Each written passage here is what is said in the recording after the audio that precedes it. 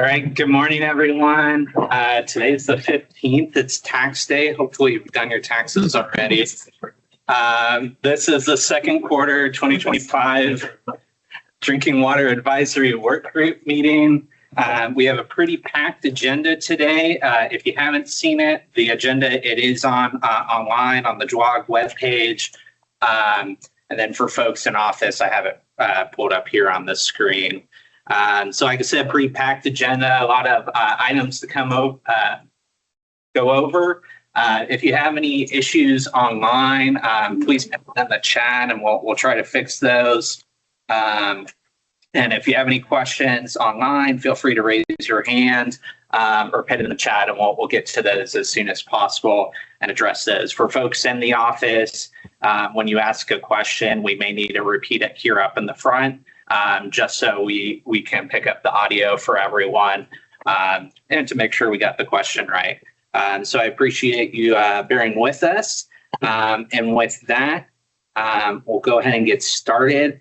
I don't know if I said it or not. My name is James Lamanna. I am the Special Assistant for the Water Supply Division, and I appreciate you being here with us. So with that, we're going to get started with our agenda. We're going to go for our introductions and program updates, and we'll start here with the Texas Water Development Board. I believe we have Scott and Enriqueta here with us. So Scott. Yes, good morning. Good morning, James. Thanks for the invitation to come speak with the group and speak with you guys today. Disappointed, though, you reminded me of tax day today. I paid my taxes recently, and I kind of forgot about today. So thanks for I had just a PowerPoint to show. I think it's going through the speakers on the TV. Okay. Scott, bear with us one sec. We're going to try to switch over the audio here in the room so we can hear you better. Okay. Oh, that's already better. Okay, try giving it a chance again, Scott. Yeah, so can you hear me now? Yes, we can hear you much better. Great. Thank you. I don't seem to have the share option available on Teams. Is that available, or can I send over a PowerPoint to you, James, quickly? Yes. Go ahead and send it over to me, and I'll see if I can get you share options here real quick. Okay, just a moment.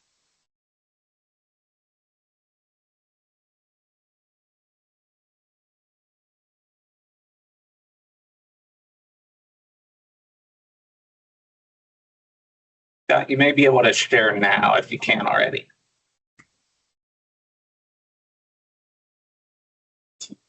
Okay, I think I can now. Yes, I can. Thank you.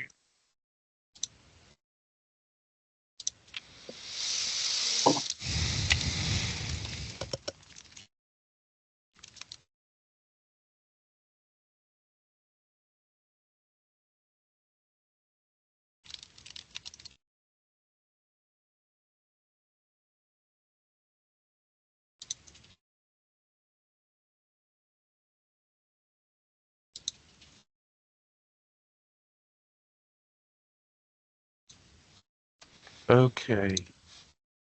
Can you see this?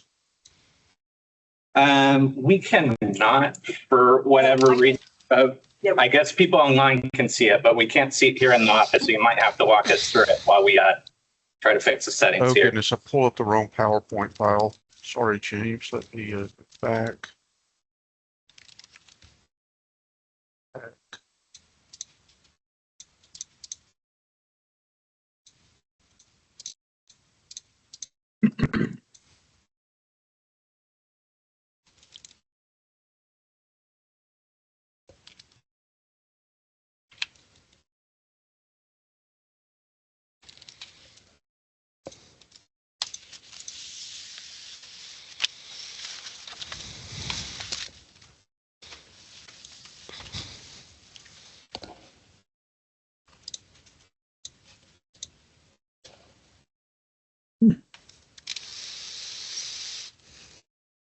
Okay, finally got the right PowerPoint up. Thank you. So just a brief summary about our funding programs, mainly talking about the solicitation period has ended for the majority of our programs.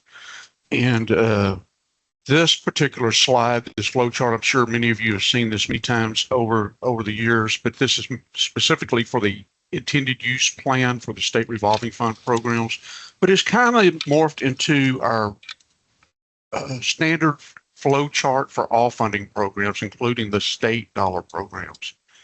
So as most of you know, we function on a state fiscal year cycle, open solicitation period where we begin accepting applications, starts in December of each year, and then we have staggered due dates, of course, through the spring of the following year.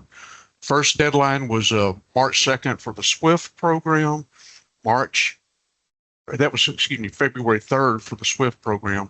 March 7th was the big one for SRF general activities applications. And then we have lead service line and emerging contaminants that came due in April. So most of the majority of our programs have, the solicitation period has ended, and we're in the middle of the ranking and review process, and TCEQ is heavily involved in that, as you know. One thing that I always like to point out, especially to local communities that have submitted a project information form or an abridged application, is that draft intended use plan, which is usually over the summer period, May to June period. When that draft IUP is published, encourage the local entities that have applied to make sure that they receive a copy of that, download a copy of that from our website, and then look and see where they have ranked. If they've ranked in the top 20 or so applications, I always encourage the communities then to start preparing for the formal application process, which will be later after the intended use plan is adopted. Even though it's in draft phase and it could change based on public comments and things, that those rankings are important to key the local entity to start preparing for the formal application. So I think everyone knows that our bridged application process and the project information forms, those are the short forms, just to get the entity in the door, so to speak, making sure they're eligible with program requirements. Top ranked applications are then invited by the TWDB to submit a formal application. That's usually in the fall of the same year. So this year, expect that to happen September, October, maybe even November timeframe. This particular slide too, these are dates that we always try to work towards. Sometimes we're a little delinquent on getting these dates adhered to, but this is kind of the general format that we follow for both the state programs and the SRF programs. So what happened with a bridged application and project information forms this year, this spring, when the application due dates were have just passed? For the SWIFT program, that's a state dollar program, State Water Implementation Fund for Texas. This is the funding program that's tied to water supply planning, where groups have to submit or have their project included in a regional water supply plan, which is then rolled up into the state water plan to be eligible to access this particular funding program. So we received about 28 abridged applications totaling over $5 billion. Those were due February 3rd. So they're in the review and ranking process. Then we have the general activities for clean water and drinking water state revolving funds. You can see the number of PIFs we received. I think another overwhelming number of PIFs over the last few years. As everyone knows, these programs are heavily oversubscribed, meaning we receive a lot more applications and we have dollars to distribute to all the local communities. Again, large dollar amounts. These are still preliminary estimates, though, as we're going through the review and rating process. Those will be refined. And then the emerging contaminants and lead service line. These are carve-outs of the SRF programs. These programs are temporary programs through the Infrastructure Investment Jobs Act. And so you can see we still received quite a few PIFs, but the dollar amounts is really what is eye-catching, especially for the Clean Water State Revolving Fund Emerging Contaminants Program. So this is just kind of a brief status of where we are and what we've received. Final numbers will change as entities either withdraw or applications are deemed ineligible, or whatever reason. These numbers probably will change when the formal reports come out for these program intakes. The other thing that I want to mention too, though, is the D Fund, the Texas Water Development Fund program. That's a state dollar program. That's, in my opinion, one of our easiest programs for local entities to access. Applications can be accepted now all the way through the end of the year, December 31. And so that is the defund program. As most of you know, it's a 100% low interest loan program. So it is an active program that it helps a lot of communities, but it is not as popular as the programs that offer the principal forgiveness, the grants in the form of principal forgiveness. So that is one program that is still active and we're accepting applications on, is the development fund or the defund. The other thing that I wanted to mention too is on May 1, we have some reporting deadlines coming up on the drinking water side, especially. That's the water loss audit report, water conservation plan reports, and then annual reports based on the water conservation plan progress and activity that they've done. All of those are due coming up on May 1. And that's for all drinking water systems across the state. Even if they don't receive or not intending to apply for funding, drinking water systems report that information, self-reported information, excuse me, but that's important data for the Water Development Board because it goes into our planning processes, excuse me, our planning processes. So I'm kind of losing my voice all of a sudden, so I think that wraps it up, just a general overview, but if other water development folks are on the line, they can help answer questions. So thanks, James. Appreciate it. Hey, thank you, Scott. And whenever you get a chance, if you can send me your presentation, I believe folks online could see it, but here in the office, it wasn't pulling up for whatever reason. So if you can send that to me, I'll get it posted on our website. Okay, thank you. I'll do that.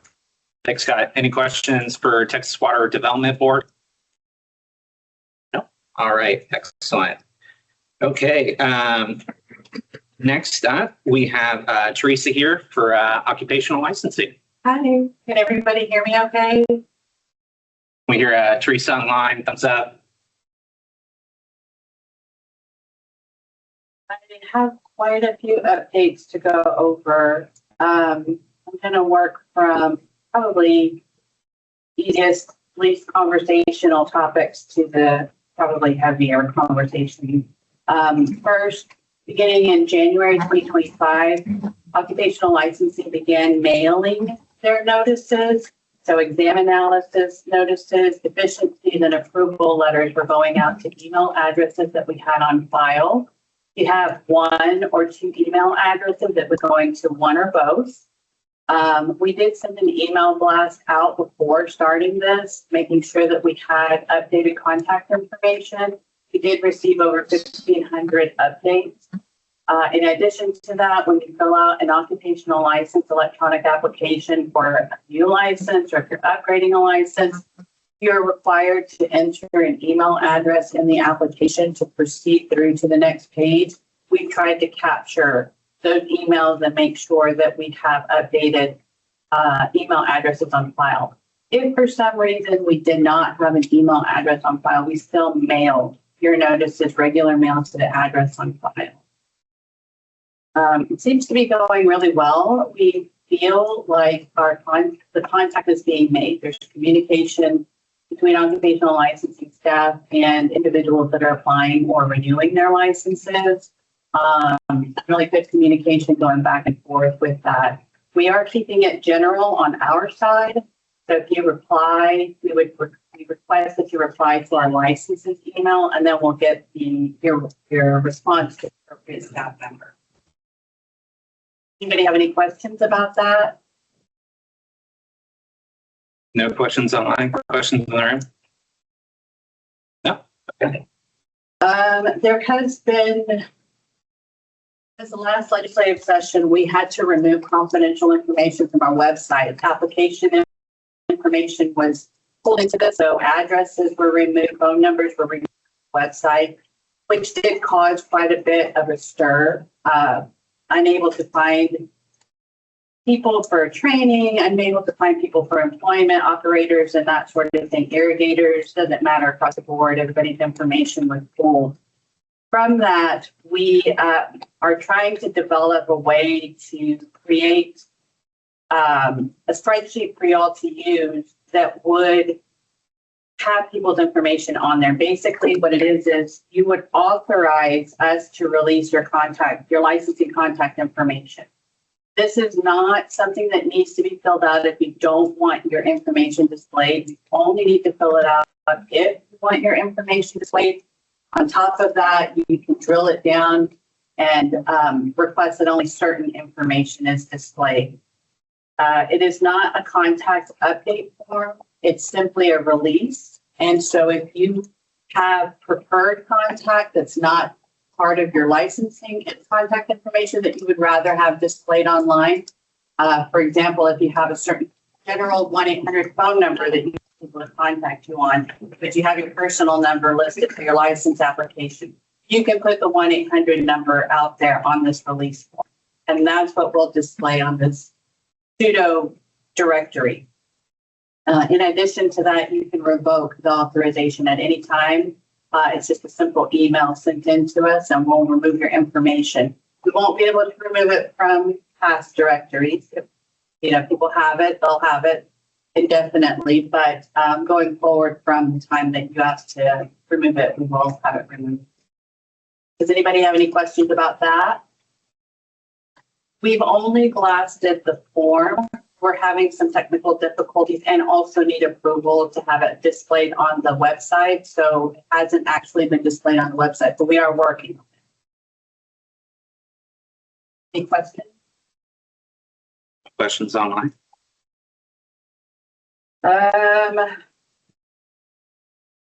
Rule updates. So I had talked about some rules that were being proposed. Those went into effect March 23rd. And I'll just kind of briefly go over what those updates included.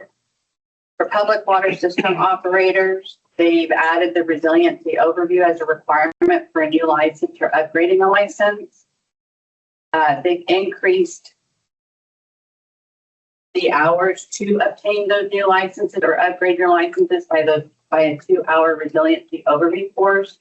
So for the basic water license, the water D license, in order to meet the requirements for the license to apply for the license, you now need to complete 22 hours. So a 20-hour basic water works course, as well as a 2-hour water works, 2-hour resiliency overview course. And that trickles on to all of the other licenses. All of the licenses require basic water work and resiliency overview. The provisional Class D licenses have been added to the rules. We had already implemented that, but now it's officially enrolled.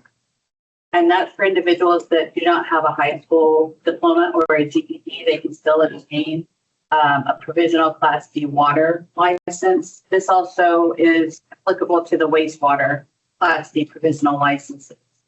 It's a 2-year registration. They cannot renew it, but they can upgrade to the full license in the interim. So the idea behind the provisionals, just to remind you, is for an individual to begin working as an operator in training, legitimately performing process control job duties while in the process of trying to obtain their high school diploma or GED. Again, for public water system operators, and in addition to that, to wastewater operators, water and wastewater operators will no longer be able to renew by exam in lieu of taking continuing education. The reason behind that is because the resiliency continuing education is now a requirement to renew a water operator. So just to do a blanket across the board, they've removed the option for both water and wastewater operators to renew by exam. We look back at the data and there really weren't a lot of people that were doing this option. So anybody needing to renew going forward from March 23rd, 2025, you will need to make sure that you meet the requirements for renewal, and that is to complete all of the continuing education.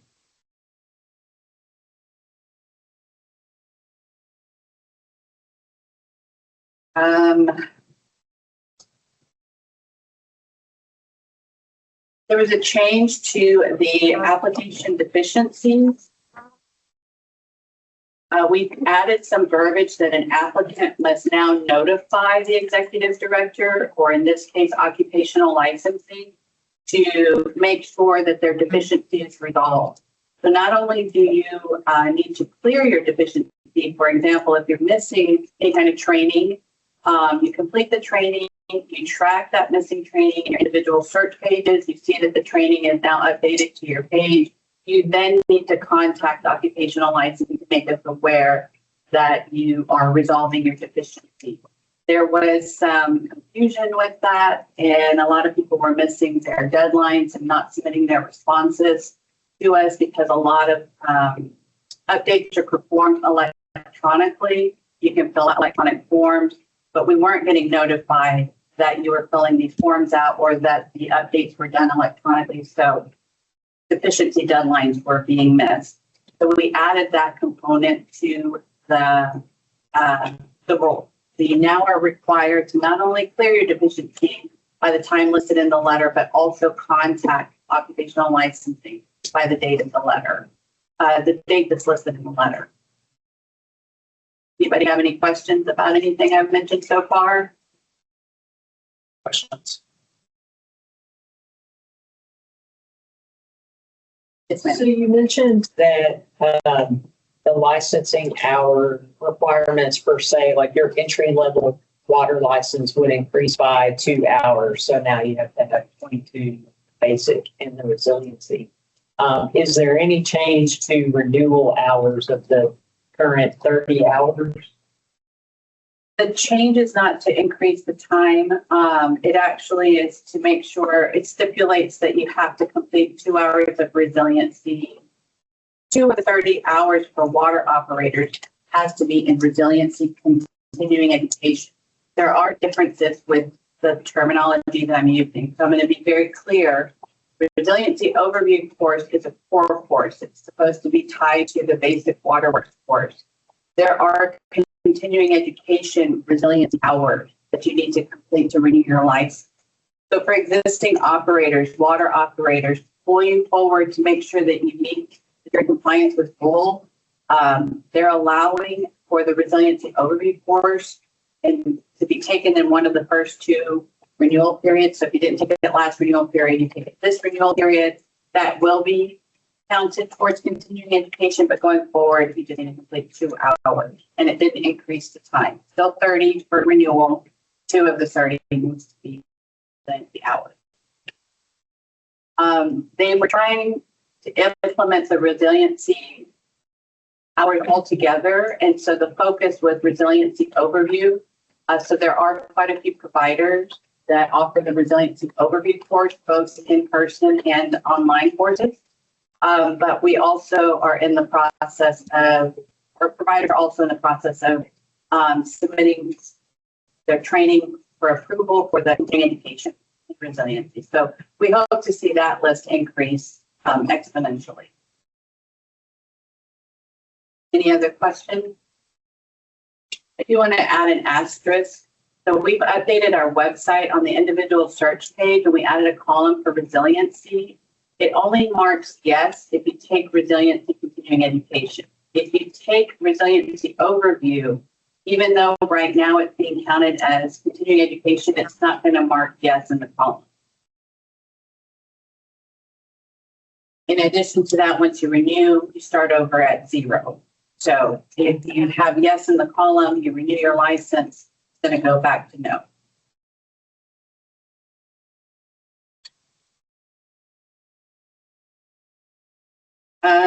Moving on, there have been a lot of definitions updated for the training in rule. The main one that I'm familiar with are the delivery methods. They now have in-person, live online, and self-paced. And so we're in the process of updating our website. So you will see the methods updated when you go in and search for training. So in person is obviously you're in the same place as the training provider or as the instructor taking the course. The live online, you are not in the same place, but it is a live course. So you log into a meeting, like a Teams meeting. They have a chat. They have some questions that you have to answer periodically to make sure you're still in attendance.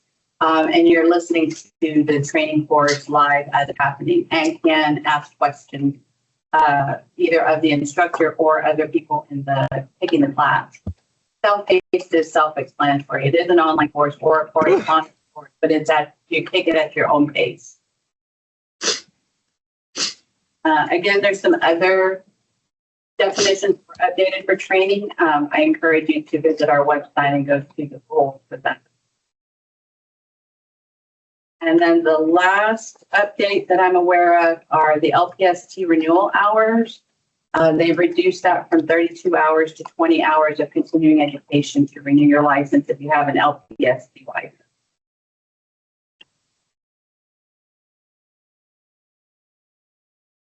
Anybody have any questions for me? Questions online? Okay. Oh, there's a question behind you. Sorry to catch the hour section on the LPS. It went down to 20 hours. I think. Any other questions? No. Thank you, Teresa. Appreciate it. Thanks for having me. I'm actually going to step away. I've got a few meetings. Okay. Excellent. Good luck.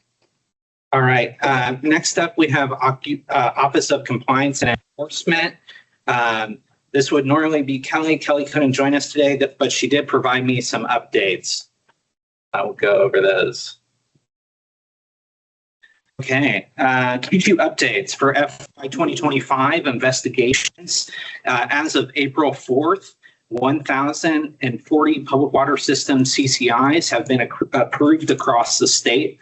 This number includes mandatory investigations conducted to meet our annual EPA commitments, in addition to discretionary CCIs conducted on an as-needed basis. So that's 1,040 CCIs so far as of April 4th.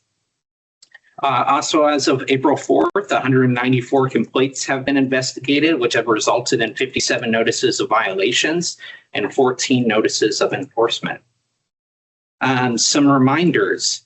While investigators may be primarily there to evaluate compliance, they're also there to offer assistance and get you any help or guidance you may need when it comes to your water system. So please take advantage of their knowledge and ask for assistance if you need it. Each investigator visits dozens of different facilities each year, so chances are they may have seen the issue you may have run into before and can direct you in the right way. If they haven't, of course, they'll reach around and see if they can get you guidance as well. Another update here, hurricane season is just around the corner, starting on June 1st. With hurricane season comes the potential for disasters and power outages. So please make sure that you're familiar with what's in your emergency preparedness plan and what procedures to follow if your water system does lose power. All right, so those are the updates for the Office of Compliance and Enforcement. If there's any questions, feel free to ask. And if I don't know, I will direct them. Okay, no questions. Okay, next up, we're going to the Water Supply Division. And first up here, we have the Plan and Technical Review section update here. Our manager, Joel. Joel. Okay. Good morning, everybody. Again, my name is Joel Klump, manager of the Plan and Technical Review section within Water Supply Division. I don't have any program updates for you this morning, but some staffing updates. Since the last DWAWG meeting in January, we have 2 new team leaders within the section. We have 3 teams total, so that was a big transition for us to hire 2 new team leaders. So here in a minute, I'll ask them to come up, Garrett Heathman and Chirag Patel. And before I have them come up, another quick staffing announcement. This will be my last DWAWG meeting as a TCEQ employee. I'll be retiring next month. So for the next DWAWG meeting in July, you'll have a different section manager for my section. Garrett, if you want to come.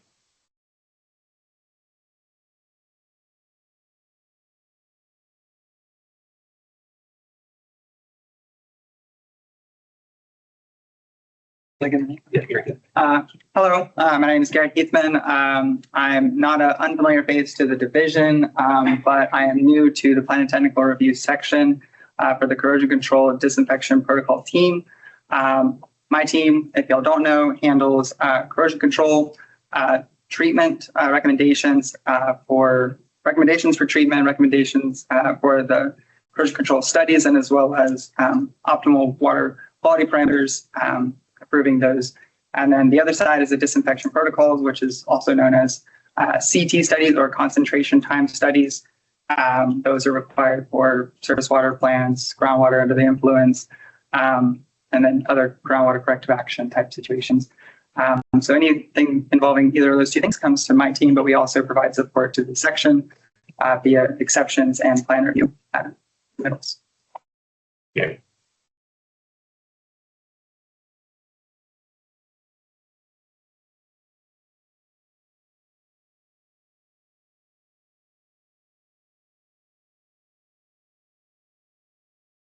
Good morning, everyone. My name is Shrag Patel. I'm the team leader of the Technical Work and Oversight team. I just want to give some background on what we do here.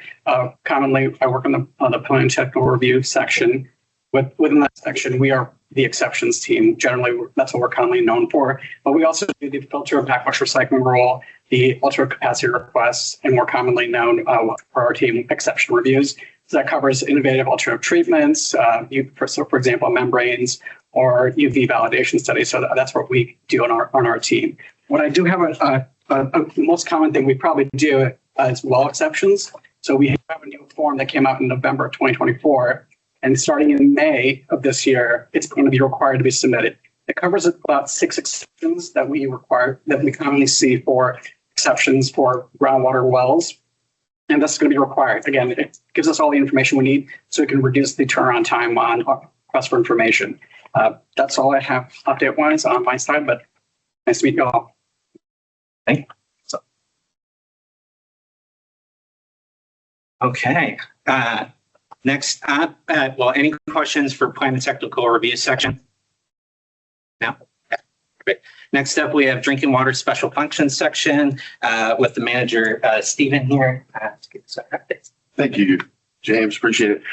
Before I give any updates, I think we owe Joel a round of applause here. Yeah.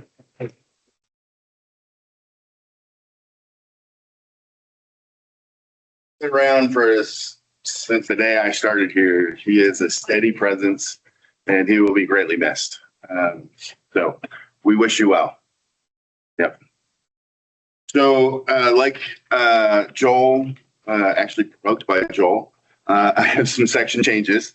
So we did a little bit of a reorganization when Garrett moved over to PTRS. And so we reorganized our data support and our inventory. We call them groups. They're now in one team. And we put all of our, I have to look at my cheat sheet because I'm still kind of getting my brain used to it. We put our, so that first team is called ITEM. It's information and data or inventory and data management. And then the other team, we were a little bit more clever with this one, is PERC. It's PRK. It's the protection, enforcement, and right to know, and also GUI and fees, but they didn't make it into the acronym. So that's how we're organized. We're working on hiring a new team leader. I'm hoping that by May 1st, we'll have that person start and we'll be back to full speed. And so Jackie Saldana is the team leader for the information, or excuse me, I don't know why I keep calling it information, but it's inventory and data management team. So it's a big change for Jackie. So we're really happy to have her in that role as well. So big challenges ahead for us. One of the big challenges that's ahead for us is we've gotten you guys all used to using Drinking Water Watch, And now 10 years later, we're going to change it. So we're working right now through the process of purchasing to have a new product available. We're looking to roll that out in June. Our next DWAWG. So we're going to keep Drinking Water Watch up and running. Don't worry, we're not going to just shut it down for the folks that are used to that. And then we'll have it side by side with the new product. I think I've talked a little bit about it, but we're really excited about it. It is a significant improvement. If you're looking for data, now you don't have to scroll through the thing. You can actually get a report out. And if you're looking for just a certain type of data, you can actually sort it. And so there's a lot of really great advantages. Can't show it to you right now because we haven't made it all the way through the purchasing process, but I guarantee you at the next vlog, I will walk you guys through it. And you'll really, well, I think you'll agree with me.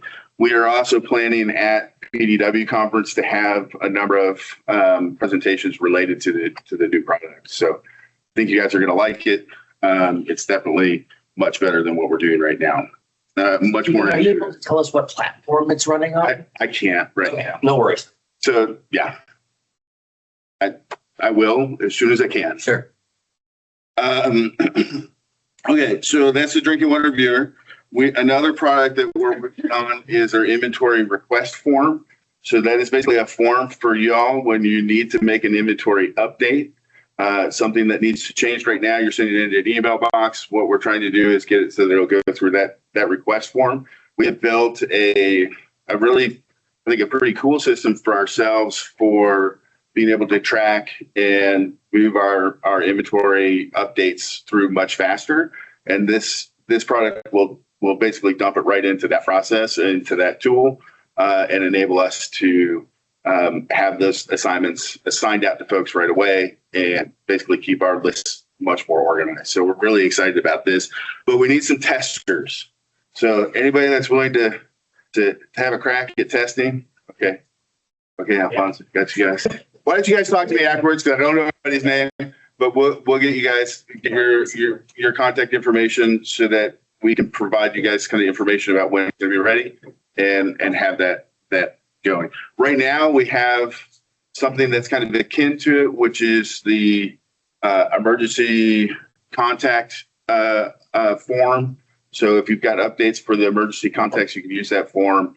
We're using that to migrate the information right into Sidwist rather than having to have someone type it in when we get an email about it. So Sean's in another meeting, so I don't know if he's listening, but we'll make sure before the end of this that we get this added in so you have it into the chat so you can find where that form is. Big thing that's coming up for us is TCR compliance. I think you guys all know July 1st. But we have Crystal Ramirez here. Crystal, you want to come on up and give us a couple of updates here on what's going on with CCR? Some of y'all may know Crystal. Crystal, like Sally, like if she calls you, definitely take the call because there's something wrong with your CCR and you want to fix it. So go ahead. Thank you. I'm Crystal. I'm with CCR program. Just a few updates for CCR because we have a lot of changes coming up is the lead service line inventory. The only addition for that for CCR-wise is going to be the inclusion of a statement that just says either we have lead, we have galvanized, or we have unknown. This is where you can access your inventory online, either on a public format or just in-person requesting. So that's just a inclusion for CCR. And then same thing with UCMR 5 results above minimum reporting levels needs to be included. You can get that information from the EPA. And our CCR webpage has been updated with our forms as well. We updated the forms into one combined certificate of delivery. So there's less forms floating around. They're now combined into one. So you can use multiple submission types for that form. And then the report generator is now available with the 2024 monitoring data. So everything is up to date with that generator. Yeah. That's fine. Thank you so much. Good, thank you. We also are in the process of hiring a bevy of interns. Every year, they are essential to us being able to process all of the forms that come in, or all the CCRs. And so we are excited to get them onboarded. Crystal's been hard at it and very busy with that, and she'll be training folks right through July 1st. And then we start on fun compliance work. See my face, I don't really mean that. And then finally, I think we've got Mason online to give us a little bit of an update about Public Drinking Water Conference. Is he actually?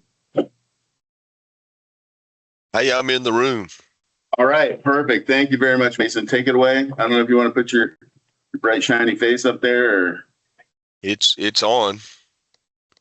Okay. We can't see it, but they can see it online. So There you go. There you go. All right. Well, I'm back for my annual April PDW conference update, and I'm going to go ahead and tell you I'm excited to be here once again. The 2025 TCEQ Public Drinking Water Conference will be August the 5th and 6th. The conference will be at the Renaissance Austin Hotel located at Highway 183 and Highway 360 out at the Arboretum. This marks our 5th year to be at the Renaissance. Our theme this year is Back to Basics. Many of our topics will be placing an emphasis on our theme. At this year's conference, you can attend online or in person. So we're going to stick with the hybrid version. So it gives cities and municipalities that maybe can't send everyone to Austin to having a chance they can still get to the information and listen to our presentations. And we found this has been, we've had really good feedback on this. A save the date card will be emailed to all current water operators later this month. The conference brochure, which contains the agenda, registration, and hotel information, will be mailed to all public water systems on May the 23rd. Registration will be open to everyone. Here it is, Tuesday, June 10th at 9 a.m. And Mr. Lamana is going to put all this in he's going to put the dates in the chat after I get through. Register by going online to the TCEQ homepage, and if you look under the TCEQ News Spotlight down at the bottom, that's where you can click on the PDW conference page. It'll take you to registration that morning. During the registration, you will need to specify your job role, type of PWS, who owns your PWS, and the PWS population. This information will help us plan by giving us a demographic of the conference registration attendees. There will be 39 online and in-person presentations with the majority given by TCEQ staff. Just to name a few of them, we're going to look for updates on the lead testing in schools and child care facilities, lead service line inventory case studies. We're going to have, of course, a legislative update. We hope to have that wrapped up or be in line where we're going to be with that. So we'll have a legislative update. PFAS. We're going to add water system safety this year. This is something that I felt we need to bring back to the forefront. It's been several years since we have had safety topics, so we're going to have an exciting safety presentation because there's no accident with safety. Preparing for a groundwater or surface water investigation and water system management, and will be many more presentations. We're working on the agenda right now, and we'll have a draft agenda ready pretty soon. We plan to have a variety of hands-on workshops, including the new drinking water viewer that Stephen talked about a while ago. We plan to have 3 or 4 labs where you can go in there and meet with our experts from each of our program areas. So we'll have one, probably have 3. We'll have one the first afternoon, and then day 2 morning, and then day 2 afternoon. But also in the technical assistance room, we're going to have a designated area where you can meet with our staff to get a good grasp of the new drinking water viewer. We'll have workshops on water conservation, generator maintenance, cybersecurity tabletop exercises, math calculations, chlorine injection pumps, pump maintenance, water quality testing, a back tea sampling workshop, as well as we'll have the TWIC that's been a staple with our program since we started having the PDW conference. As in previous years, we will have a very popular TCEQ room that I mentioned a while ago available throughout the duration of the conference. This is a great opportunity to meet with TCEQ representatives in person and to discuss specific water system issues, as well as to put a face and a name together. Sometimes you may have been meeting with a TCEQ individual over the phone. Well, now you can meet up with them and get to know a little bit better and put a name and a face together. Laboratory officials. All right, so we're going to continue with the laboratory workshop that we've been having. Our laboratory meet and greet are invited to participate in a laboratory stakeholder meeting in conjunction with the PDW conference on August the 6th from 10 to 4:30. We expanded this by an hour and a half last year, and it worked out really well, so we're going to continue doing that. And this will be an interactive meeting with TCEQ staff to speak one-on-one about your laboratory and discuss current rules and regulations. Registration to attend this meeting will also be on June 10th as well. For more information on how to register will be sent out at the end of May. Now, something that I need to add is we're going to also make this lab stakeholder meeting available through Teams. So you'll have an opportunity to either be in person, or if you can't make it there in person, you can join it via Teams.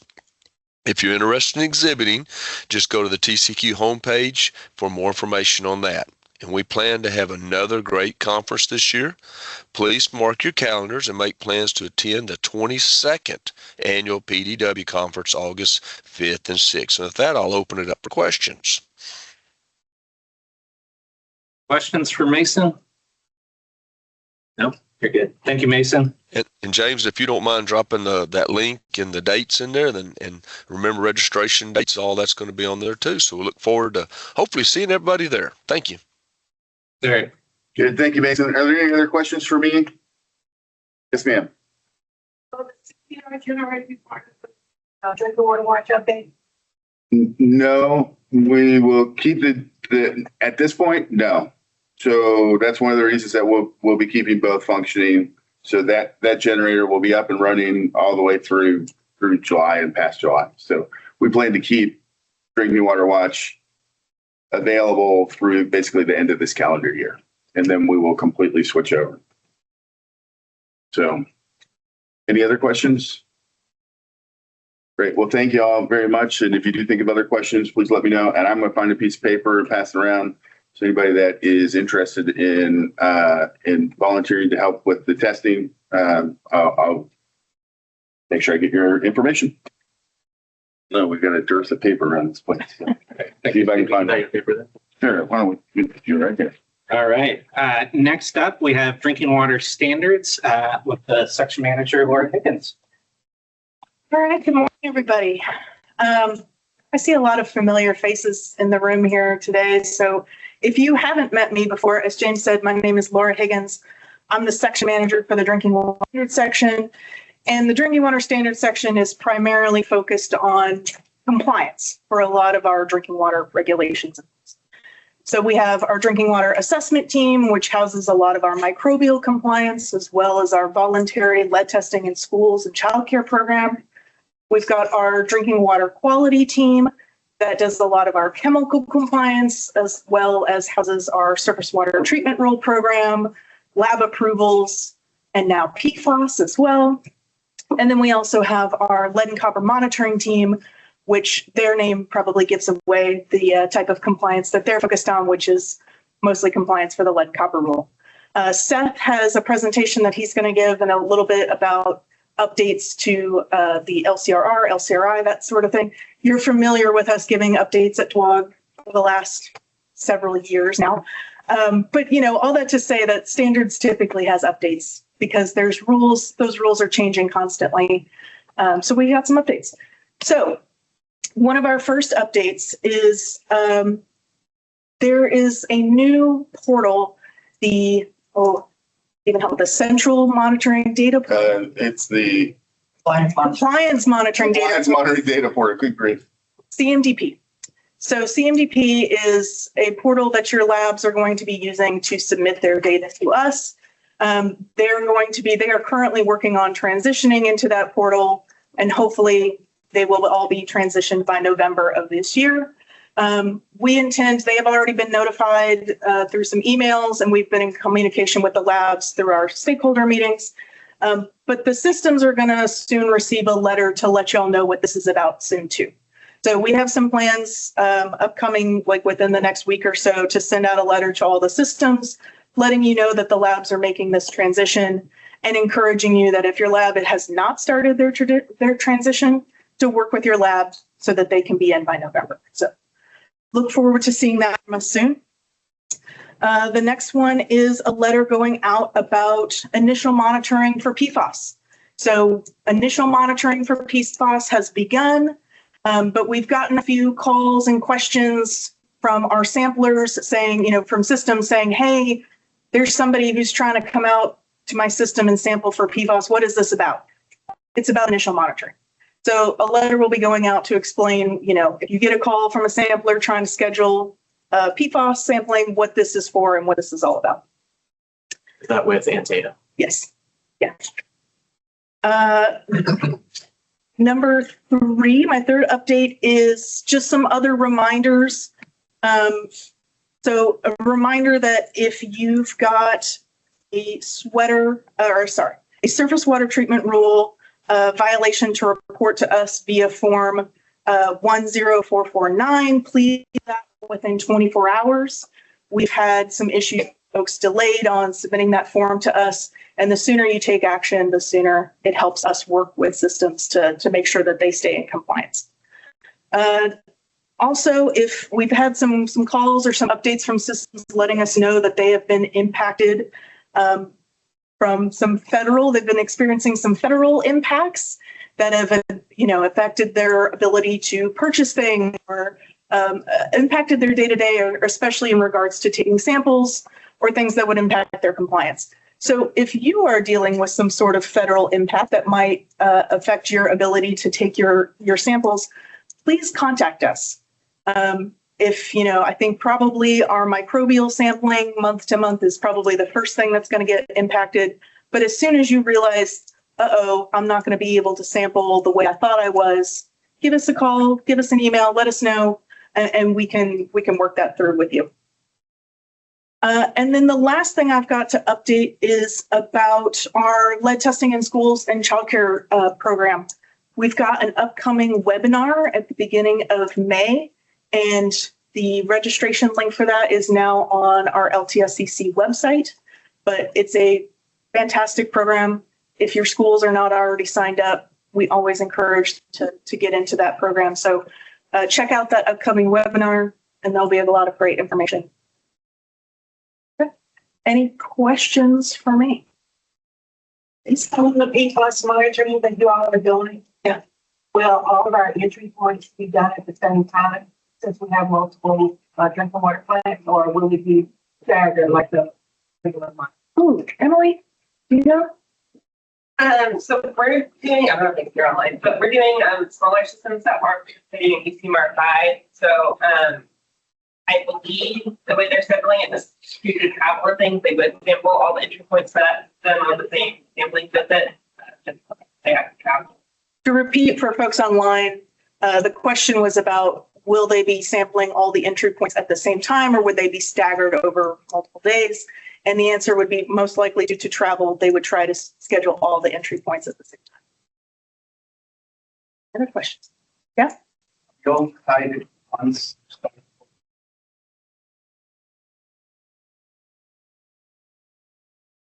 We're working that out in our quality assurance project plan, but yes, most likely there will be ways that you can opt out of our sampling. But that we'll speak more on that later. It hasn't been final.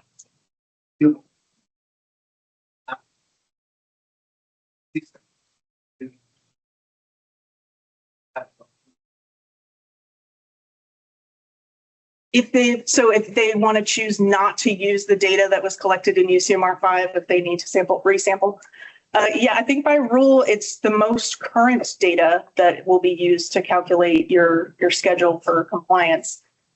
So if you've taken samples under UCMR 5 and you want to take some more samples to submit, I think that's allowed. I think I'm having a hard time hearing the question. Oh, my apologies. So the question was, if you had sampled under UCMR 5 and you would like to take additional samples in order to, for the calculation for your schedule under compliance monitoring in 2027, could you do that if you so chose? And I think our answer is yes. If you have the option to use your UCMR 5 data, but if you want to take additional data, the rule calculates it based off the most recent data. Will the system have an option to sample? If they are being sampled by our samplers? Yeah, we try to work that out with the system. I mean, we're trying to stick to a time frame, to get everybody sampled within a certain time. But if that doesn't work for you, you have to be somebody on site. They usually go around with the sampler, so we can work that out And the question was the question was, can you be rescheduled if the sampler reaches out to you and that time isn't convenient to you? I represent a lot of really small cities. Sure. Yeah, we'll work with them. I will say there's a caveat, because if we're trying to do like samples, they have to be 5 to 7 months apart, so there's like a little bit of a time kind of constraint, but yeah, within the 2 month period. Yeah, okay. Right. So there are some boundaries in which, the 5 to 7 months, like we are trying to get people in, and certainly the overarching umbrella of the initial monitoring needs to be done within this time period. There is some things that we're factoring in, but, a Monday versus a Friday or something, like there's some wiggle room that we can. Oh, yeah, Stacey. You have the process, we have a water hauler truck, which is a PWS. Would that be part of the PFAS? Because they did do PFAS budgeting on that water hauler truck. So is there a way to exempt that out of that process? I know the water hauler, Yes. Yeah. We're not sampling transients. Okay. So Stacey asked about a water hauler that was considered a transient system, so we're not scheduling transient systems to be sampled. Great questions. Okay, well, thank you all. Appreciate it.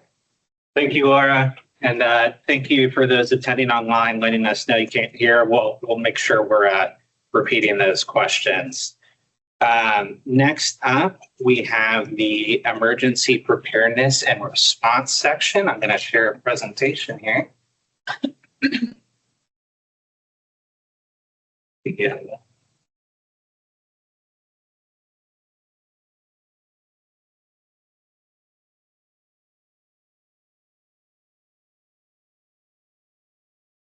Bear with me.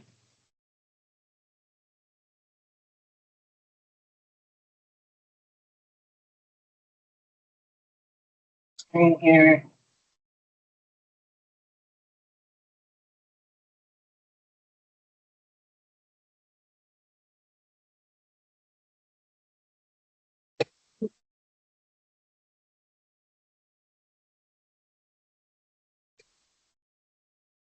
Hey, good morning. My name is Irina Kushnirski, and I'm a section manager for emergency preparedness and response section. That was my first question. You have been hacked. What now? Let's take a moment and consider the next step. Do you have a plan in place? Do you know what actions should be taken to take care of the problem? So it's really crucial for public water systems to have well-developed plan, and we call this plan the incident response plan. So this plan should discuss all steps which needs to be taken during the attack, and this plan should discuss actions which should be taken before the attack, during the attack, and after the attack. So there's different processes. So what is the next step? So the first most reasonable step is to disconnect your system from internet to prevent future damages. You also should call the TCEQ, should call us.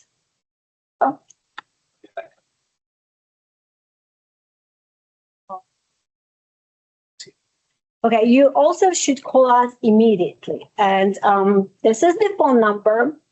This phone number is available 24/7 as a toll-free number, so you can call it at any time. And I actually checked this phone yesterday at 8 p.m. I dialed this number, and one lady picked up the phone and she said, "Give me your first name and last name." I said, "Okay, but I'm not going to report any incidents today."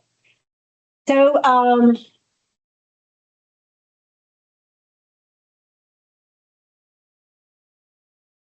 No, my folks couldn't see or can see. Fine. Okay, missed that moment.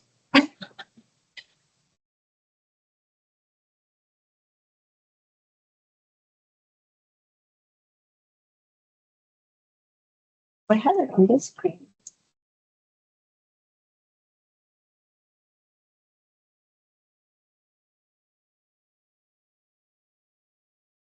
Should we go into online version, online people seeing it on here? Maybe we just bear with it. Bear with me here. I think one way or another we have to sacrifice. Yeah, looks like.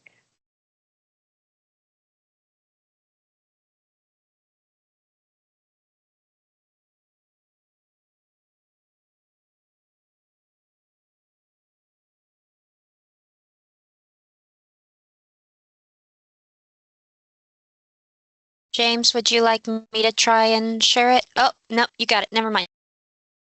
Yep. It's on my screen.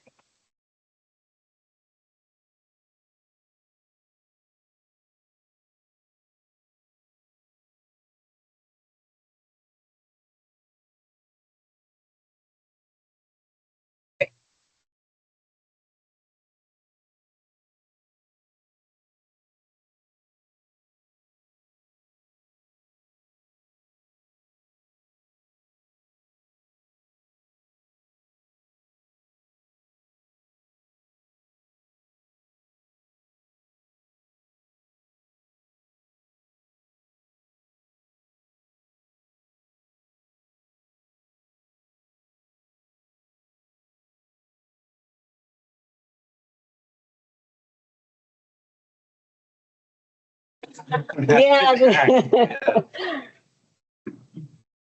Okay. So we have a lot of resources related to cybersecurity on our website. How to find this information? When you go to the main page, just type cybersecurity resources, and it will bring you to the Homeland Security page. And on this page, we have state resources, federal resources, and other resources. This page also lists several agencies which can help you during the cybersecurity attack. So we don't have, are they still on scene? Yes, okay. So it's good website, has a lot of links. So please go and check this website. Can we upload the slides? For those online, we're having some difficulties with the presentation, but we'll post it online today. Okay, let's discuss other state requirements. So if you're local governments, we're talking about municipalities, counties, districts, you're required to report security incidents to the Texas Department of Environmental Resources within 48 hours. And again, I put here a phone number. So please add this phone number to your plan. And again, if you are a local government, this step should be also written in your plan.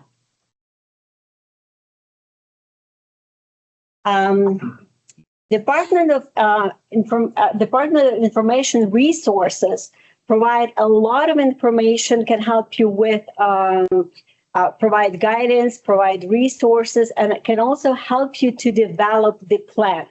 So they created the incident report plan, which can be used by systems to develop or maybe revise your own plan.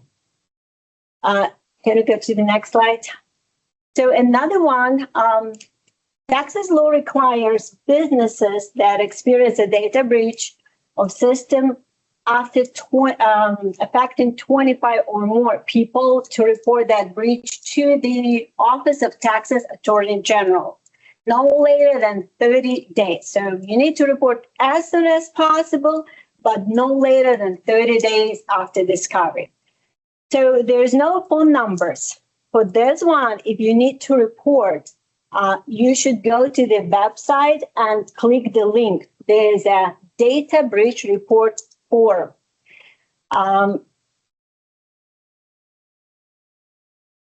Yes, let's go to the next slide. The only data breach, do we know the difference between incidents? So data breach, that's the incident when your sensitive data was viewed or stolen. So only in this case, you need to report to this agency. And in this slide, I would like to discuss the new program, which is right now in our section. So our section was asked to take the lead for project information form ranking program. This program, even though this program is not new to the agency and to the division, but is new to our section. This is our first year working on that program. So with this program, we work together with Texas Development Board. Texas Development Board, they discussed this a little bit this information today earlier. They use the state revolving fund to provide financial assistance to water system. So if your system needs financial assistance, you need to submit application to Texas Development Board. And there is a window. The applications can be submitted between December and March. So submit your application, and later those applications, the project information forms are submitted to us or sent to us, and we do ranking here. So we review data provided in this form, and also we review compliance data from our databases and do ranking for those applications. And later we do send them back to Texas Development Board. So we're kind of working together with them on that project.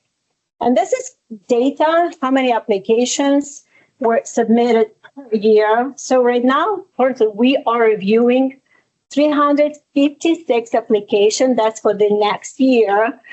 A system applies for financial aid for the next year. In 2021, only a little bit more than 100 applications were submitted. In 2023, more than 200 applications. And as you can tell, for 2026, more than 300 applications were submitted. So there's definitely increasing trend, and every year we're getting more and more applications. So that's the new program in our section. That's all from me. Do you have any questions? Questions online? Thank you. Thank you. Thank you for the updates.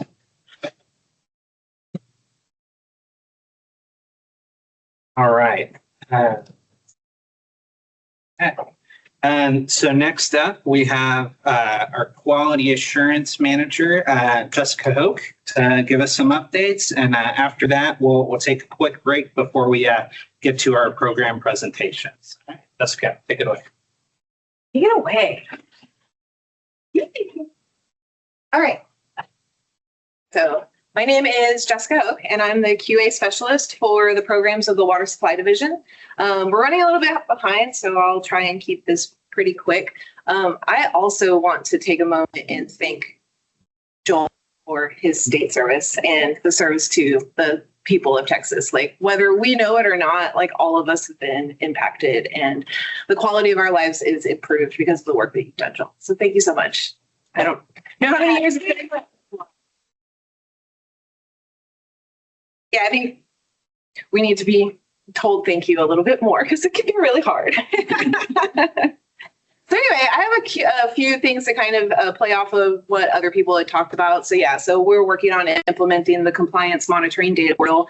The program continues to work on implementing this. We're working with our labs. This is a new data reporting process, and it also includes an update that's going to go with our data viewer, the drinking water viewer that's going to happen this summer. From a QA perspective, this is a big shift in the way in which labs are going to be reporting their data to us and the way that data flows. But in a big picture, it's going to be a significant improvement to the quality and the defensibility of our data and your data, because that's really what it is. It's y'all's data. You're just giving it to us.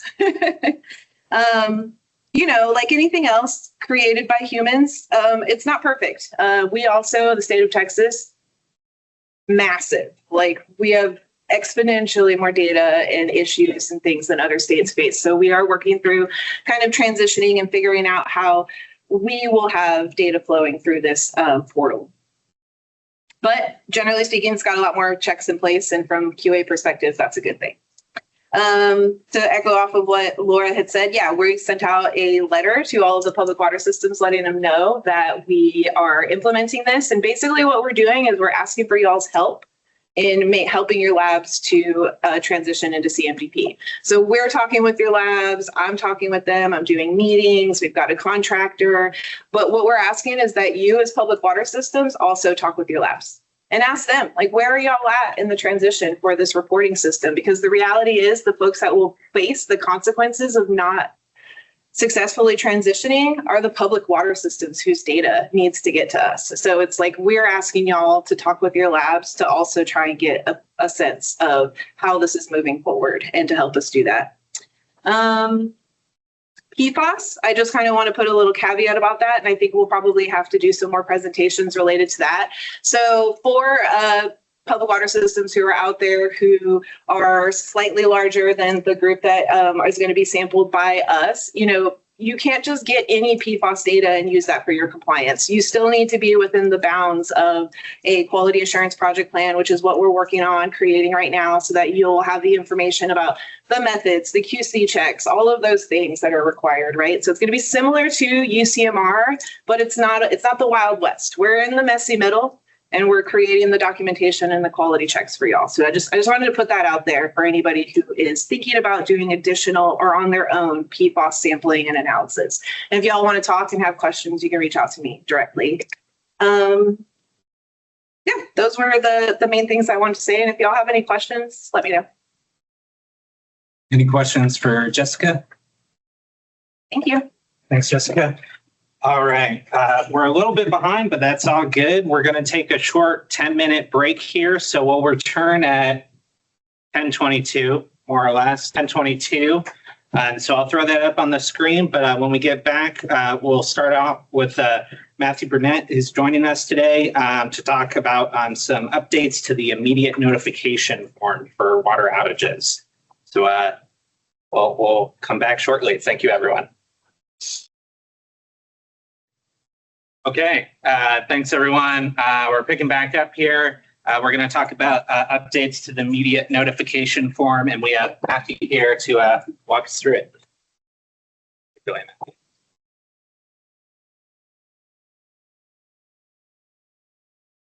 Morning. I assume everybody's seen the immediate notification form at this point. It's been out for about a year. There was Office of Compliance and Enforcement and Office of Water got together, had some conversation, and actually made some minor changes to it. This was actually deployed back in March, and some of y'all might not have even noticed because it's only really addition of we changed some of the answers and then 2 questions, and then we added a little bit to the confirmation email. But we'll show it real quick. The first thing, we did end up changing some of the language on the form. It's a little bit more instructional on what you're going to do after you do your immediate notification.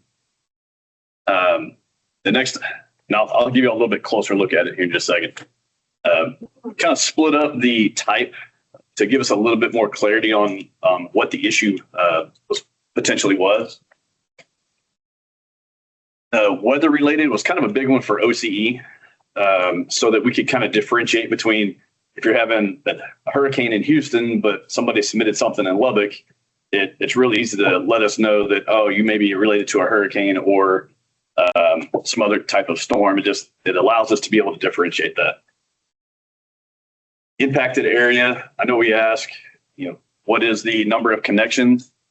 But you may be a smaller facility, but we need to really know if it's your entire system or just a portion of your system. So whether it's a big or small, it helps us a lot to know if it's the entire system or just a piece of your system. So that's what it used to look like. It's a little bit more instructional on your next steps. The additional questions, so we added 2 questions. You went So now 11 of the 13 questions are required. The issue type, we now have a little bit more detail in it. So is it low pressure, water outage, E. coli, turbidity, low disinfectant, other, and then a couple other items there. Was this related to a weather incident? Yes or no? We do ask that in the comments, we would like some additional information in the comments on some of these yes and no questions. If you have additional information, it just helps us. So you may not, the more you, in my mind, the more you provide, the less we have to call you. So that helps a lot. Impacted areas, system-wide, localized. And then all the rest of the questions stay the same. So pretty simple updates. I think the biggest one that I hope would be beneficial for you guys is we've now added CCs to your confirmation email. So it includes the PWS, BWN mailbox. It's a critical infrastructure division email as well as the local region. So now when you get your confirmation email and you want to send any updates or your recension, you can actually just reply to all to your confirmation email, and you can actually provide the rest of those documents that way. You don't have to do that. It's just available for you to use now. We did have a subject change. So if you have any rules are set up in your email based on the subject, there is a language change there. Some of y'all may have already seen this at this point since it's been functioning for a month. Change a little bit of the content of the email, and then we added in the 2 additional items into your confirmation email.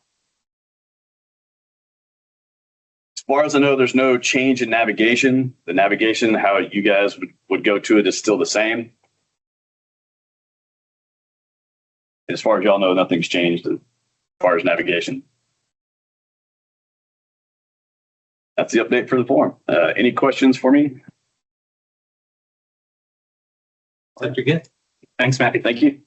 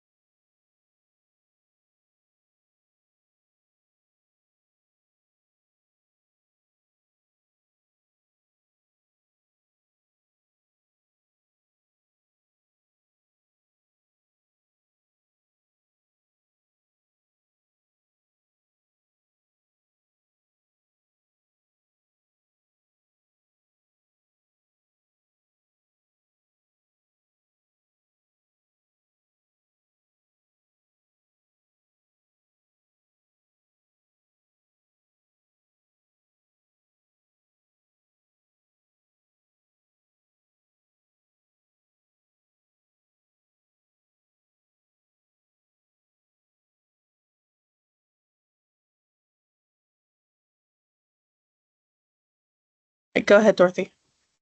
Okay, sorry for those of you who didn't hear the beginning. I'm Dorothy Young. I'm here talking about the Texas Water Infrastructure Coordination Committee. It was started 15 years ago when we were working on a project with EPA on trying to get systems facing arsenic issues and depleted aquifer issues, some solutions. We decided to keep the group going, keep the party going, and so we became TWIC in April of 15 years ago. And we are made up of three kinds of organizations, primarily regulatory agencies like TCEQ, EPA, Public Utility Commission, funding agencies, both state and federal, USDA, Texas Department of Agriculture, Texas Water Development Board, General Land Office. And some of those groups come and go depending on who has money. Then also assistance providers. We call it technical assistance, but actually these folks can do almost everything, financial, managerial, and technical assistance. So we are probably familiar with the Texas Rural Water Association, Communities Unlimited, but now there's also the Water Finance Exchange. Texas section of AWWA is very active now. There's all kinds of groups, Southwest Environmental Finance Center. Different groups have come into Texas and work periodically in Texas to help water and wastewater systems for free. So we get together and try to brainstorm. And this was mostly just, we wanted to gear one-stop shopping for those little water systems that were really blinded by all the scary questions they were being asked. They didn't have a plan. Did they have an engineer? How were they going to treat their water? Where were they going to get the money? Did they have the right rates? What was their water loss? We found out that those folks really needed a place to come and talk. And it was great to have everybody in one room at one time so they didn't have to go visit all those agencies. We do have a website that's hosted by the Water Development Board, but everything changes so fast, especially these days. The websites are good for getting contact information, but it's not the best. We can't keep up with the changes every day. So if you want, well, tell me on the website if there's grant money at the Water Development Board. Well, there was, and then it was applied for, and there wasn't. And then two people turned it back, so there is. Or General Land Office has incredible amounts of money. It's really hard to talk about because what county are you in? Were you hit by a hurricane? Or was it a wildfire? Or was it a tornado? Did the governor say it was a disaster, or did the president say it was a disaster? So we're trying to be a clearinghouse and primarily aimed at small systems, but some large systems have come to TWIC over the years, or large projects, especially when they needed to work together and they all needed to apply for funding. About 12 years ago, a bunch of systems came to a TWIC meeting and said, we don't even talk to each other on a daily basis. We're football rivals. We don't like each other, but our lake is drying up. And we figured if we all go in together and form a well field, maybe we can keep in water. That actually worked out. But so we invite folks to come to TWIC meetings. So TWIC, again, is a volunteer organization. We don't have staff, we don't have funding, but we take turns holding the meetings every other month. And like the Water Development Board hosts the website, UTBEG, the UT Bureau of Economic Geology helped with AWWA to get us business cards. We're pretty low key. But one of the things we've come up with is realize by being a little less informal, but holding conversations with people, we can really try to move things forward. There's money for infrastructure. That's great, but there's a lot of need, and that need isn't ready for the money right yet. It needs a lot of hand-holding. I talked to a lot of systems affected by drought. Last summer, I had a board president bragging to me. They hadn't had a rate increase in 15 years. He'd like a grant, please. And no, they hadn't looked at their water loss. I'm like, whoa. Nobody wants to talk to you right now because your money's running down the street in the form of water. You aren't willing to raise rates to help yourself and have an emergency account. And he said, but I keep getting voted in. So, these are long conversations, these are long projects, but they seem to be working well. And we have formed some really great teams. The Texas section of AWWA now has a small systems division, and they have pro bono engineers. Never enough. But if you're a member of AWWA and you're an engineer, please keep that in mind. His name is Steve Walden. he'd love to talk to you. We also have partners like the Water Finance Exchange. They're really good at helping with budgets and maybe help regionalize projects. So we work in these teams now out of TWIC, and we've actually had some success stories. Lessons learned. A lot of folks aren't ready. They're not doing any, they haven't done any planning. Water's not the first thing on their mind. Water is an afterthought. They don't treat it like a business. So they come in and they don't even know where to start. We can help them. But sometimes if you don't have an audit or you are being investigated by the Texas Rangers, which I hear more often than I want to, we have to start from way back in the beginning. Like all your receipts are in a cigar box. And some of these are like water supply corporations. So not always, but there's a lot of challenges. So I'm hopeful looking forward. We're getting, I think, some state funding. Hopefully it'll come with some technical assistance and meeting provider kind of help too. What else did I want to tell you? Communication and education. A lot of times I've talked to like mayor of a small town. She says, well, I haven't told anyone about the lake drying up because I didn't want to bother them or scare them. Like, well, then they'll won't stop using as much water. So you have to talk to folks, keep local officials in the loop. We're talking, the funding agencies at TWIC are pretty traditional for water and wastewater. We're finding that there are other funding groups that we don't hear about normally. And that's money that might go directly from the federal government to the county. That happened with COVID, and that could be used for water systems. Water, a lot of the river authorities have grant programs. Didn't know about that. Sometimes charitable organizations can help, but you'd be surprised how many systems haven't raised their rates, haven't done an audit, and aren't even ready to apply for a grant. So bottom line, if you're interested in coming to TWIC as a guest, like I said, we meet every other month. You can contact me, or if you know somebody. Also, we're looking for a lot of partners for regional projects or mentoring. So if you have any ideas about that or good stories you can share with us where we can say, go talk to so-and-so, they did it. Getting over the fights between neighbors, that's really challenging. But also, if you ever want to come to a TWIC workshop, sometimes TWIC folks show up at other groups, members, presentations.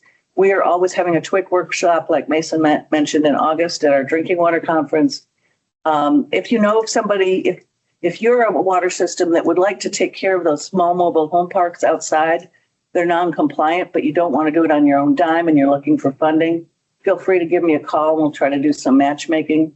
And that's it for me. Any questions about TWIC? Thank you. Right, thanks, Dorothy.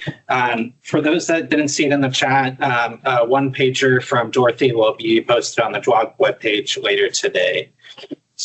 All right, next up, we're going to talk about another great group here at TCEQ, the Financial Managerial and Technical Assistance Program.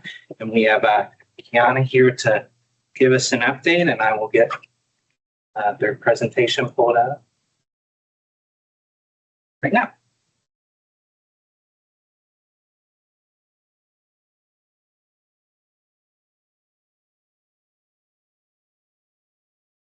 Hi, everyone. My name is Kiana. Y'all probably are used to seeing Samir up here. But I work on the Financial Managerial and Technical Assistance Program.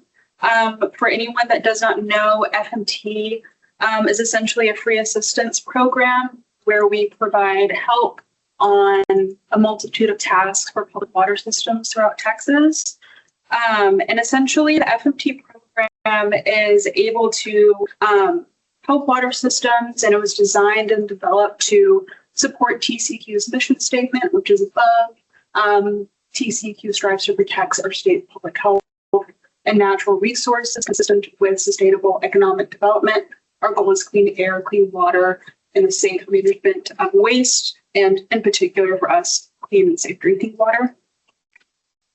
So essentially the background of the FMT program, this was initiated under the Safe Drinking Water Act, 1996 Amendment, Section 1420, which required states to implement a capacity development program to improve FMT capabilities.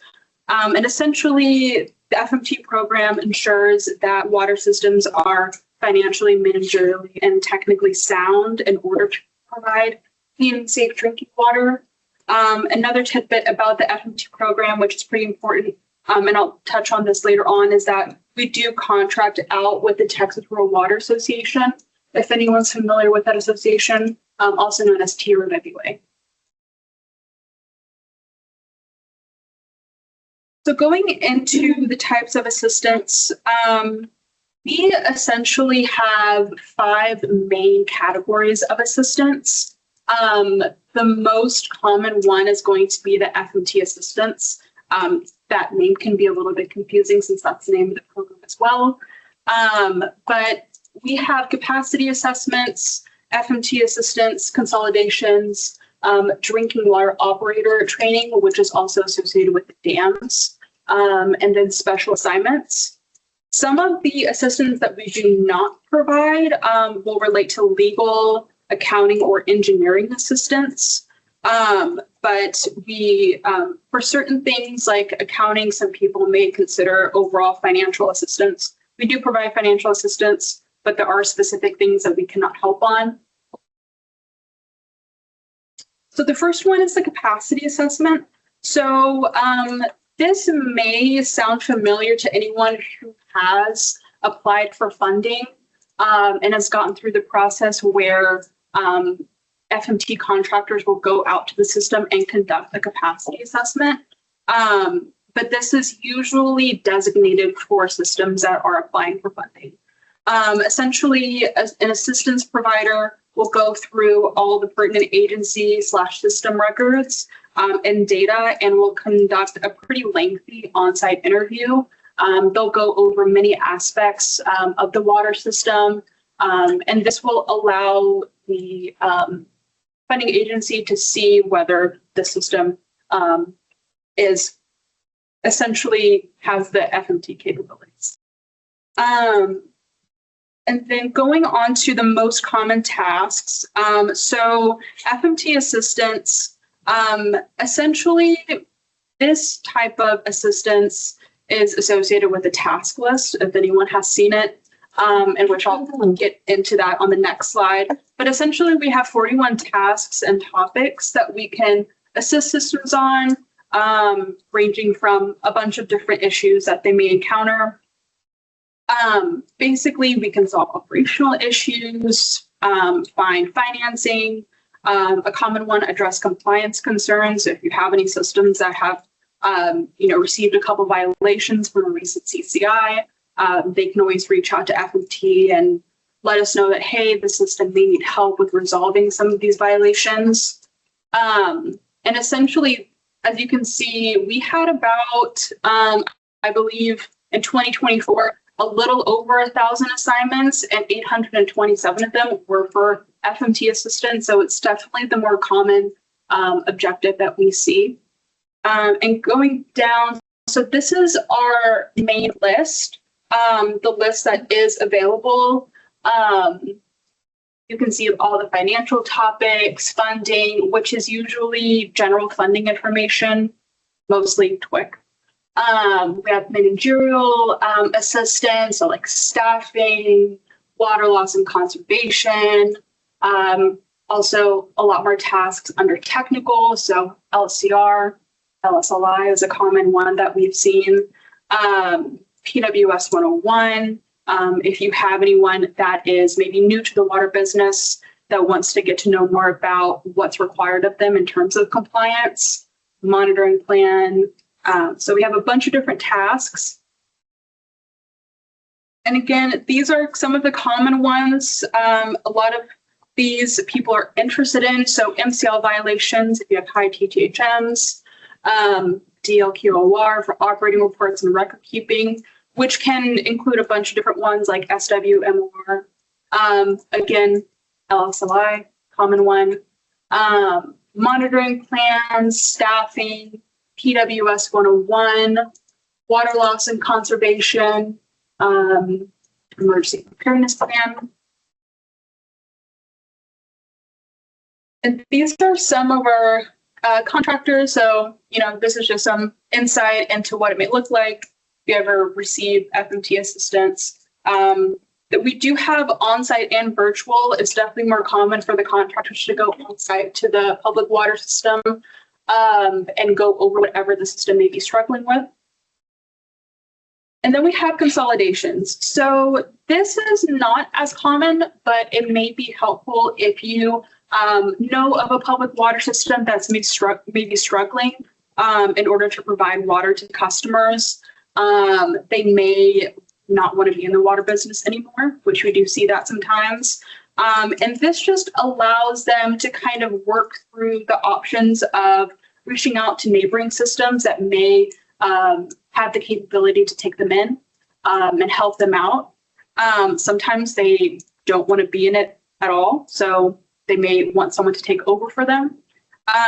Essentially, when it comes to this, if a system would like some consolidation assistance, we would have the contractor assess the feasibility of two or more systems working together. We may request that the PUC assist them. Sometimes the PUC, you'll have the PUC involved if they're able to go through that process. And then we also have drinking water operator training, or DWAWG. Essentially, this is a great tool to use specifically like if you have new staff coming on board at a water system and they have never been in the water business before and they have no idea what they're doing. We have directed assist modules, also known as dams, which if anyone has seen a dam, it's pretty lengthy. There's a lot of information in it. It's essentially meant to be able to have like a short class, if you will, over certain topics. And we also, if you are unsure, you want some more information, but you're not sure if you want to go full with FMT and go to the full module, we do have student guides on the FMT webpage. And if you just type into your web browser FMT TCEQ, that first homepage should pop up right away. And then we also have, so these are dams. The ones that are highlighted are the most common ones. So chloramines is a common one, NAPS, and then cross connection, a very important one. It's also pretty common. But these are all the other dams that we do have available at this moment. And then we have special assignments. This one is not as common. This is, mainly for PW conference, for example, workshops, etc. So any other events that may be more internal that we may have, use it for the contractors. But it's essentially anything that is not really defined under the other types of FMT objectives. And this is pretty important slide for anyone that is wanting to request FMT assistance or, a PWS that wants assistance that maybe hasn't reached out to anyone at TCEQ yet.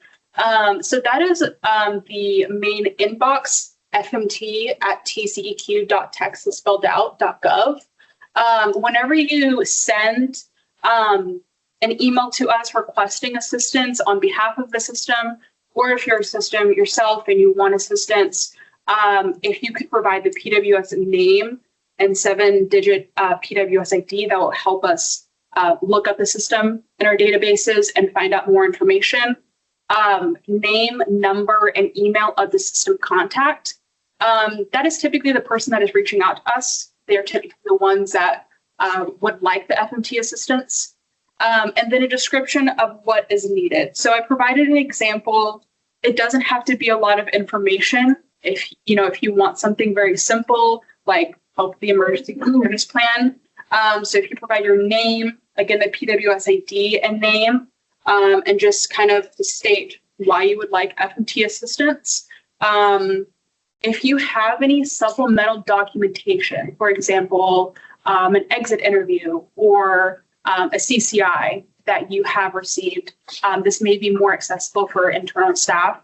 But if you have any letters that you've received, and maybe you received a letter about lead and copper and you have no idea what it means, you don't know what to do, you can, send us that, and we can also reach out to program areas to see if we can get some more information.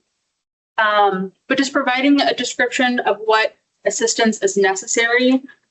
This will also prevent us from possibly having to call you and be like, what assistance would you like?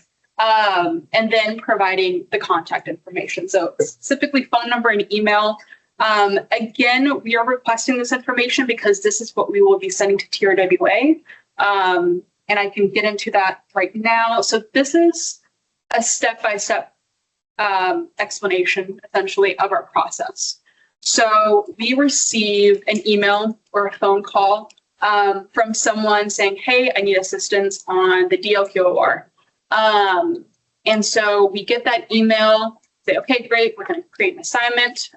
If it's coming from the customer themselves, we will try and reply to your email so you know that we're not just ignoring you, that we've seen your email and we are going to send out an assignment.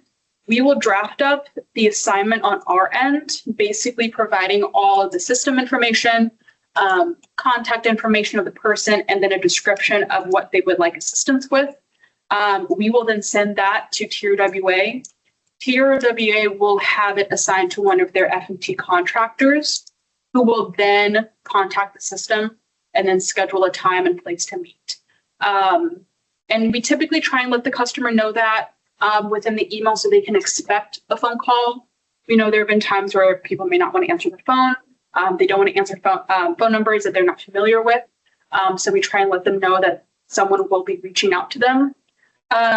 And then once a time and place is scheduled, TRWA will go out there, typically on site, and provide the assistance. So they should come prepared, provide any documentation that may be helpful for the FMT contractor, just be ready to fill out anything that they need assistance with, or anything that may be relevant to that assistance. And then again, if you feel like you still need help on a particular thing or something else comes up, you can always reach out. There's no limit on the amount of FMT assistance that you can receive. So if you ever need additional help, please feel free to reach out. And then this is also, again, our email address. That is the main line. You can also call 512-239-1076 if you want to get directly routed to FMT. And again, that is our webpage. Are there any questions? You're good. Thank you. Thank you. Great presentation. Okay. Stop sharing. Okay, we're gonna roll right into our next presentation here. Next up, we have Seth Kramer, the team leader for our lead and copper monitoring team, and I'm gonna get Seth's presentation pulled up for us.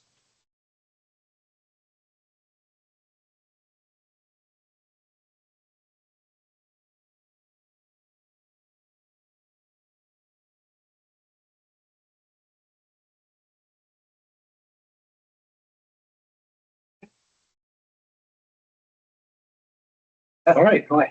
Thank you, James. Appreciate it. All right. Well, this is James Madison. My name is Seth Kramer. I'm the team leader at the lead and copper monitoring team, and I'm up here again at another DWAWG to slowly give little bits and pieces about the lead and copper rule improvements as they're coming along and as we're moving the implementation forward. Okay. So with that, I'll go ahead and get started. What we're going to cover today is the rule timeline, because why not? It's confusing enough. Let's make sure we're all on the same page before I get going. We're going to talk about the service line inventory form 20943, that it's been discontinued, the baseline inventory, some investigation methods.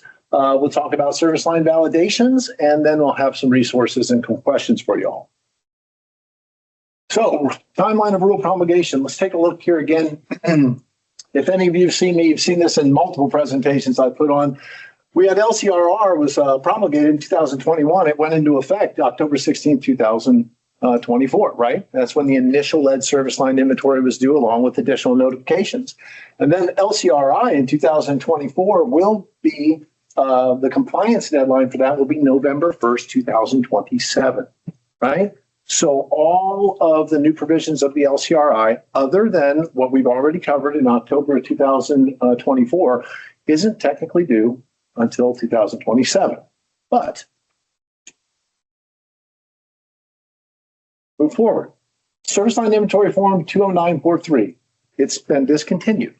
We will no longer be accepting it in any form. You will not find it on any of our web pages anymore because it was removed as of this morning while we were here. This form, if you find it somewhere, it wasn't from my program. The asset in my programs directory is gone. So we no longer take that. And so everything will move to the Swift submittal portal, where we have a link to the registration there and some training videos for any of you who haven't already started or haven't already submitted your inventory through the online submission portal that we have called Swift Submittals.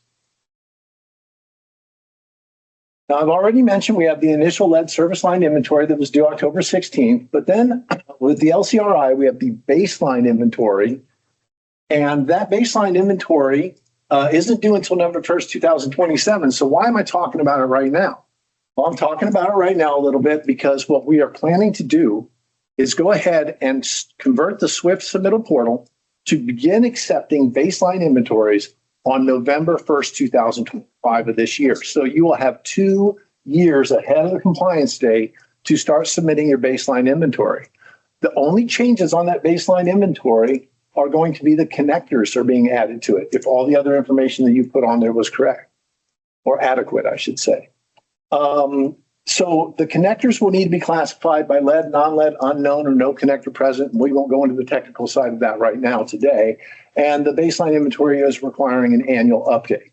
Okay. So for anyone out there that's interested, and the reason I'm really, there is a small group of folks that are very interested in moving forward. They're a small group of folks who serve an awful lot of people, though, right? They're the larger folks that serve so many folks, and they got to be way out in front of this. And so we're doing what we can to try and accommodate that by going ahead and getting this portal up and running 2 years in advance, allowing those connectors to go ahead and be accepted in there. So with that, we anticipate a change to the template that you download from the portal so that you can go ahead and put all of your existing initial inventory in there along with connectors if you haven't already done that, because connectors will be required when we make that change in November. Okay. So with that, let's talk about something else that's really important, again, to probably a smaller group of people that have an awful lot of unknown lines, and that's service line investigation methods. Now, if anyone's had the chance to look at EPA's guidance for developing and maintaining a service line inventory, and it's quite a document, in section 5, you will see different types of investigation methods that they have listed, right?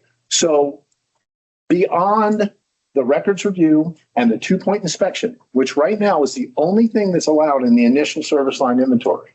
Beyond that, if there are any emerging technologies, if there are predictive modeling, okay, if there are other methods that you would utilize, the LCRI does have provisions for that. And I'm here to let you know today that the TCEQ is going to accept those other methods of investigation on the baseline inventory. Okay? So including predictive modeling? Predictive modeling would also be part of one of those investigated methods that's listed. Yes. Okay. With that, let me go ahead and cover this for you, though. So excited. Need to take a moment. Yeah, I know. There's some people online right now. Waiting for this moment. Yeah, I know. Let me talk about it for a second, though. Water systems should select, this is straight from the EPA. Water systems should select the methods that are best suited to their particular distribution system and community, considering cost, labor skill requirements, disruptions to homeowners, overall time, and this last one's very important, and accuracy. Okay. At the end of the day, every water system is responsible for the accuracy of their service line determination, regardless of what method they use. It would be on the water system to demonstrate the efficacy of the methods that they choose. Okay? In terms of if you want to use some form of metal detection, I would recommend that you make sure that you feel confident that that metal detection meets best practices and the industry standards, and that it suits the purpose in which you are using it for, because you would ultimately be responsible for demonstrating that the product you chose was accurate. And then on top of that, the EPA has added another provision to the rule then that'll be effect for LCRI, which is a service line validation. And that validation is very specific to any service lines that were not identified using either two-point inspection or a specific type of records review. So if you're using something else and you have a lot of unknown lines, or you have identified them, eventually you're going to have to validate them and go in and do two-point inspection to demonstrate the efficacy of what you have done and what methods you use. Okay. I'll keep moving forward because I know there's more questions. We're not done on this for sure. So additional resources for everybody. I do recommend our webpage for, especially for Swift submittals in the portal right on top, but also Lead and Copper Rule Improvements webpage. There's technical fact sheets on there. I talk about these every time. There's a list of them. It talks about inventory validation. It's a great technical fact sheet. Okay. Also more about the baseline inventories, great technical fact sheet for you to look at and kind of learn more about that because I won't be covering the technical details today. All right. Questions for me? That was a decent amount of information in one quick go for it. Let me see what I can do for you. Even poke the bear. No, please, let's go. Do we have the allowance of other methods written anywhere from the agency? Currently, right now, it's verbally being opened up right now. This is the first of it. This is cutting edge news? This is, yes, yes. We'll most likely put some information on our website. Actually, it's Yeah, yeah. This is brand new stuff. So we are working to get that implemented for y'all too at the same exact time. And yes, certainly certain levels of documentation is part of that. Any other questions? That 2-point.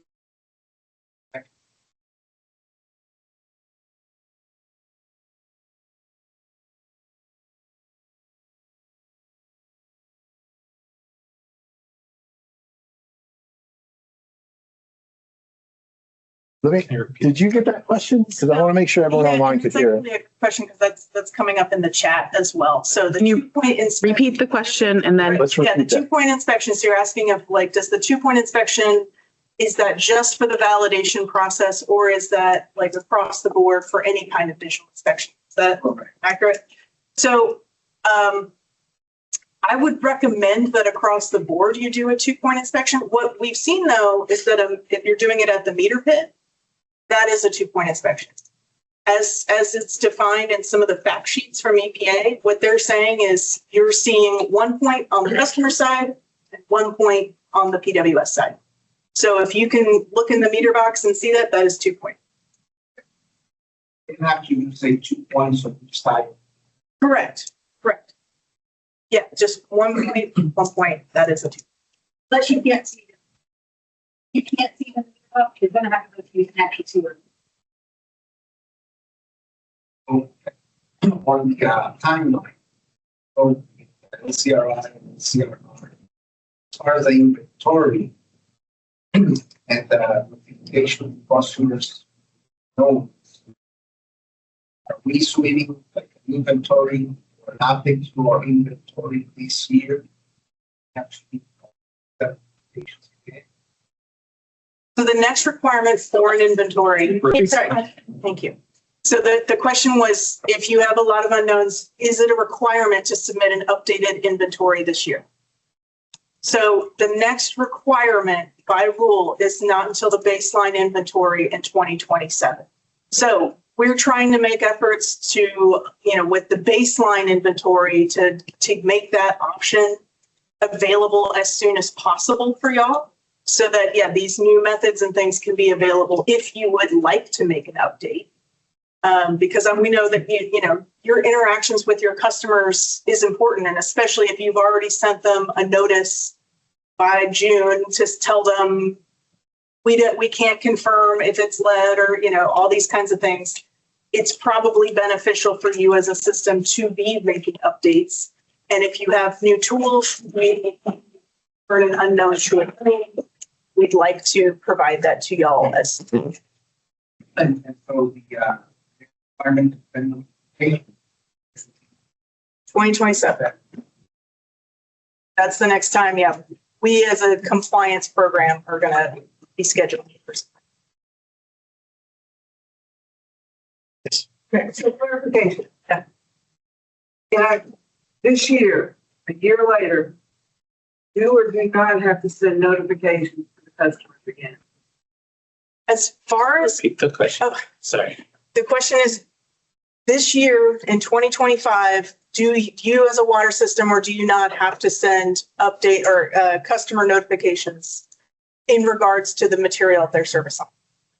As far, sorry, I believe it's yearly. Well, so annually is for annually is for the baseline inventory, but generally if you're making changes, the customers need to be made aware of those changes. Right, but only if it follows, if it falls into one of the categories that you have to do notifications for.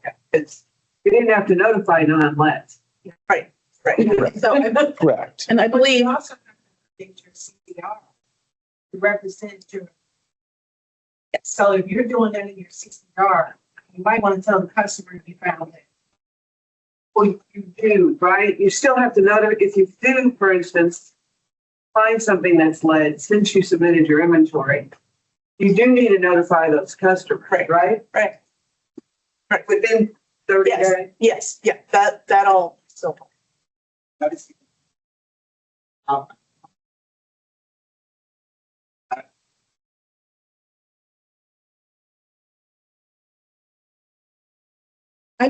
I think the GERL-LaRue's you have to notify annually, and then you have to let the TCEQ or a pregnancy agency every July that you've notified from the previous year. But we will verify. Yeah, let's verify that before, and get back before we give you a solid answer. This will be a great topic for July, DWAWG. True. We'll be back here again. We'll be covering all this in detail. We'll talk more about the validations. We'll talk more about the replacement rates that are coming up. We'll talk more about the sample sites that are coming up. We'll cover it all. We'll be out here again. And Seth, can you explain a little bit on the validation? So if they utilize this alternative method for their baseline inventory, will they have to do during the validation process? Will they have to do all of the sites with the 2-point inspection, or is it just a percentage? There's a percentage of sites that you would need to validate. If you're less than 1,500 service lines, and there's a fixed number that are provided in a table in the rules. I believe the maximum number overall is somewhere around 385. It actually tops out. So even if you had 1 million unknowns, and that's currently under the LCRI. The state also has the ability to adjust that if they chose to, right? So right now under the LCRI, that's what it says. It also states that the validation isn't due until 7 years after the compliance deadline of the rule, unless, of course, the state decides to make a change to that. And since, our side of those regulations haven't been written yet, I can't tell you what we might do differently than what the current federal rule is. There's a question here for you in the chat, Seth. If we have already identified all the connections for which we didn't have records through visual inspection at the meter, do we still need to do validation? You're validating service lines. You're not validating connectors. That is true. And then even in the things that you are validating are service lines that you have determined to be non-lead through a means other than record review or visual inspection.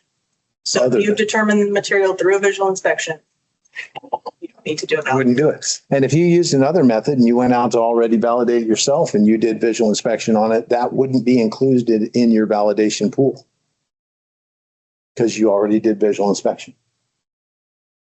Okay. And the validation pool will be done by a random number generation, just so you know, too. So you can't kind of cherry pick the ones that you would know. You got to do it randomly, please.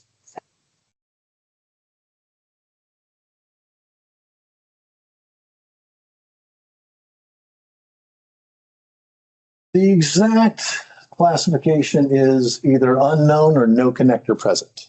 That's what the rule says itself. Yes. You will need to have something for every connector in the baseline inventory if you've already finished all your other lead service lines. Yeah. Gary?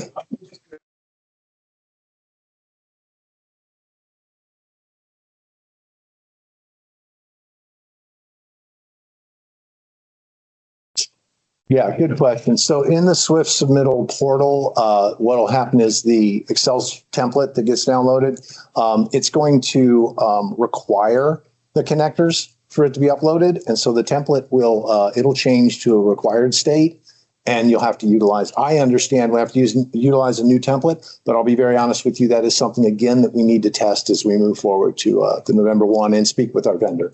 Yeah. So can you speak to like if that column is in the existing template? The connectors have always been our existing templates and they've always been optional. And we have definitely very much encouraged everyone to include those when they can. Yeah. Thanks, I have one other thing. Sure. I'm so sorry for Go for it. asking these random clarifying questions. So for the people that have not submitted their inventory and got notice of violations, beat me to it. What do you recommend they do? Well, right now, I recommend that they return the violation to compliance by submitting their initial service line inventory to us. And if by November 1st of 2027, they haven't done that, we'll be accepting it as a baseline inventory and that would return it to compliance at that time. Hey, those are good questions. Keep them coming. About the what? Okay. Sure. Uh-huh. Good. Glad to hear it. Lead testing in school and child care program. That's right. Glad you're using it.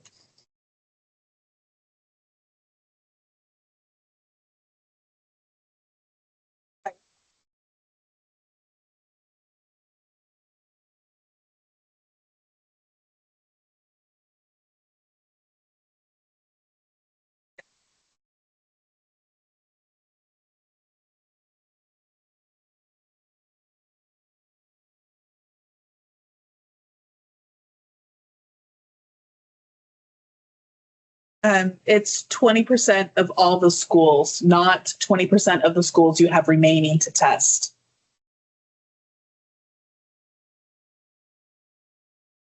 In that first year, you'll do the last 20. Also, all schools count.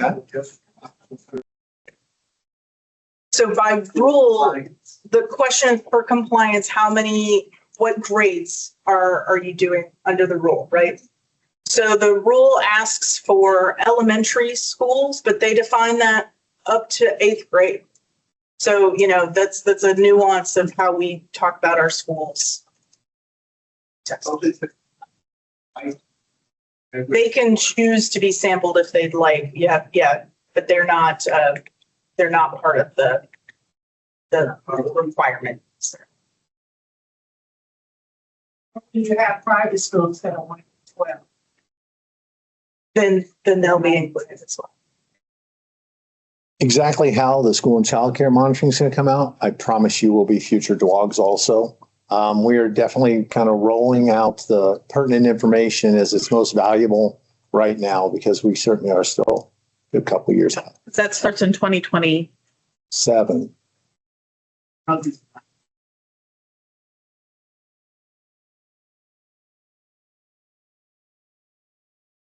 Yeah, they exist for sure.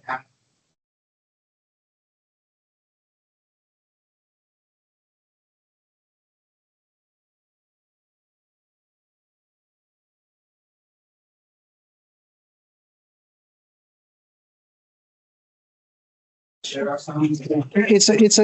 digging into the details about how schools are divided either by age group and the other question always comes up is sometimes there's childcare facilities in the school and do they both count? Do you do both? Do you do whatever? And my answer is always you do what's most protective of public health and the intent and the spirit of the rule, which is to reasonably sample these areas where people drink water, whether it's the grade school over here in one area or the high school people over here. And so when you're trying to kind of evaluate those right on the site questions like that, that come up, I mean, realistically, look at what the spirit of the rule really is, which is to determine if there's lead in those areas where people are commonly drinking water.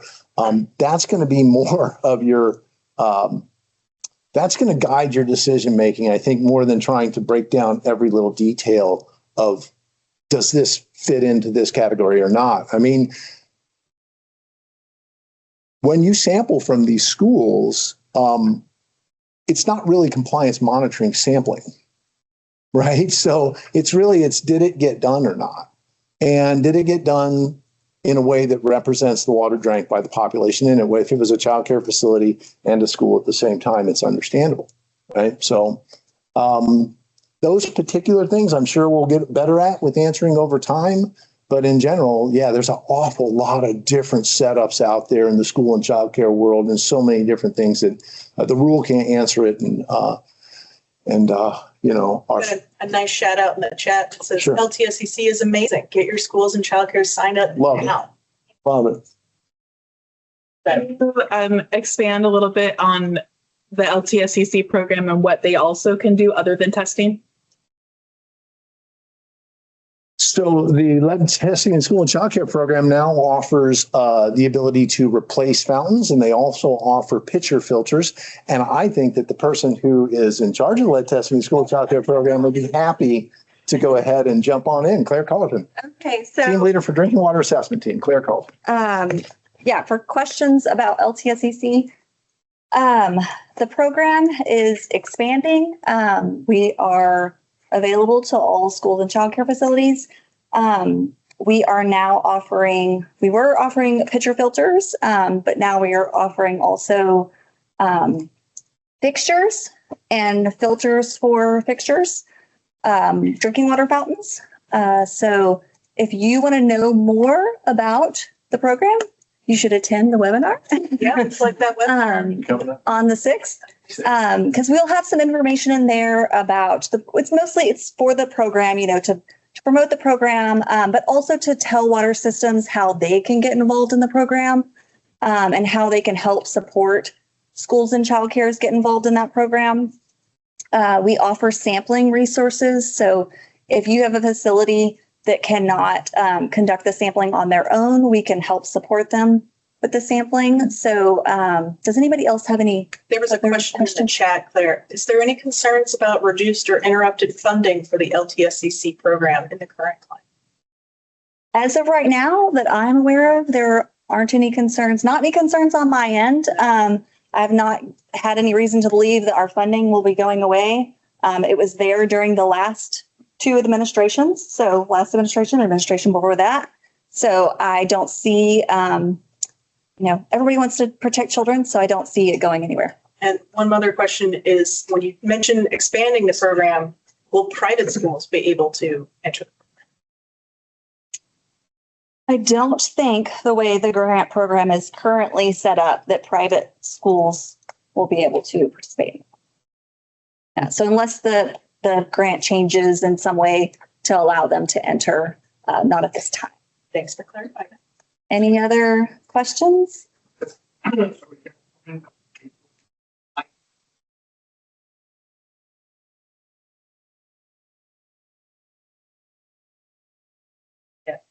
Yeah.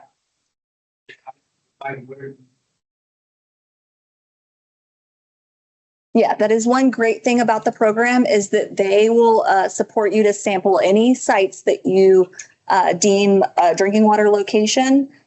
So they will sample any location. You don't have to stick with just what is in the rules. So it gives you a lot more information about that facility. So.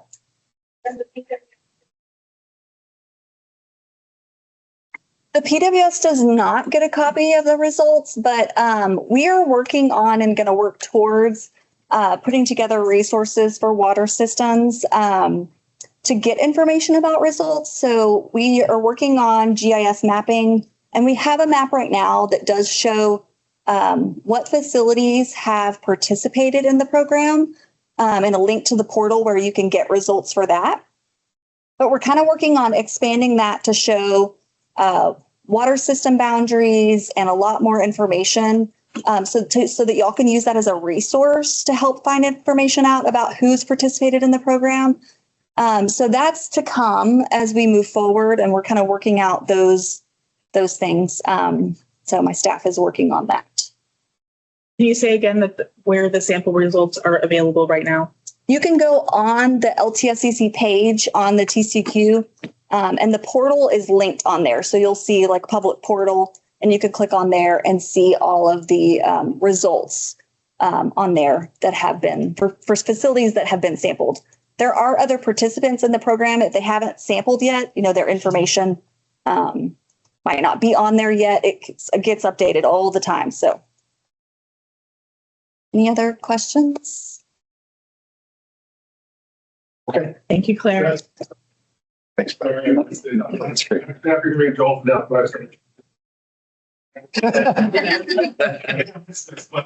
So you said we can upload the baseline inventory starting when? We intend to have it by November 1st, 2025. So this year, we're going to 2 years in advance. Yep. We still have to wait. The validation is not required until the rule begins. So at that point, I mean, we are not going to have, the rule isn't actually in effect until 2027. So the validation isn't in the rule in effect for 7 years after the date, according to it right now. My recommendation would be that on the validation side of it, you need to wait until we have rules in place and guidance available so that you're not double doing it. You want to do it correctly the initial time that you're doing it to save your resources. So that's my personal recommendation. Yeah. Thank you, Janelle. I think that's a great way to put it. I love, as much as I would love to have all the advanced information and all the guidance already written and everything developed for you, unfortunately, we will have to continue to kind of bring that out over time too. But we are trying to bring the most important and useful stuff to you all right now. And certainly moving to the baseline inventory is a great first step for us. So, okay. Anyone else? I love good news. You want DWAWGs. Yeah. Exciting. All right. Thank you all very much. I appreciate it.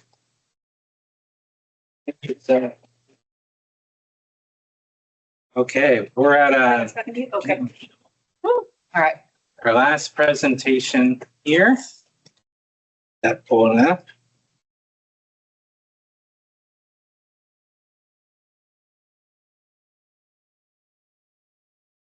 No testimony today, Michelle. Actually, the hearing's at 1. So We're catching you just I before know. you go. Usually it's 8 a.m., but or adjournment. We'll see how long they talk today. All right. Next up, we have Michelle Risco here with us, the Deputy Director for the Water Supply Division, to talk about the exciting subject of the legislative session. Oh, yeah. Raise your hand if you're excited about the legislative session. All right. Ending. Yeah. All right. Thank you. Down here? All right.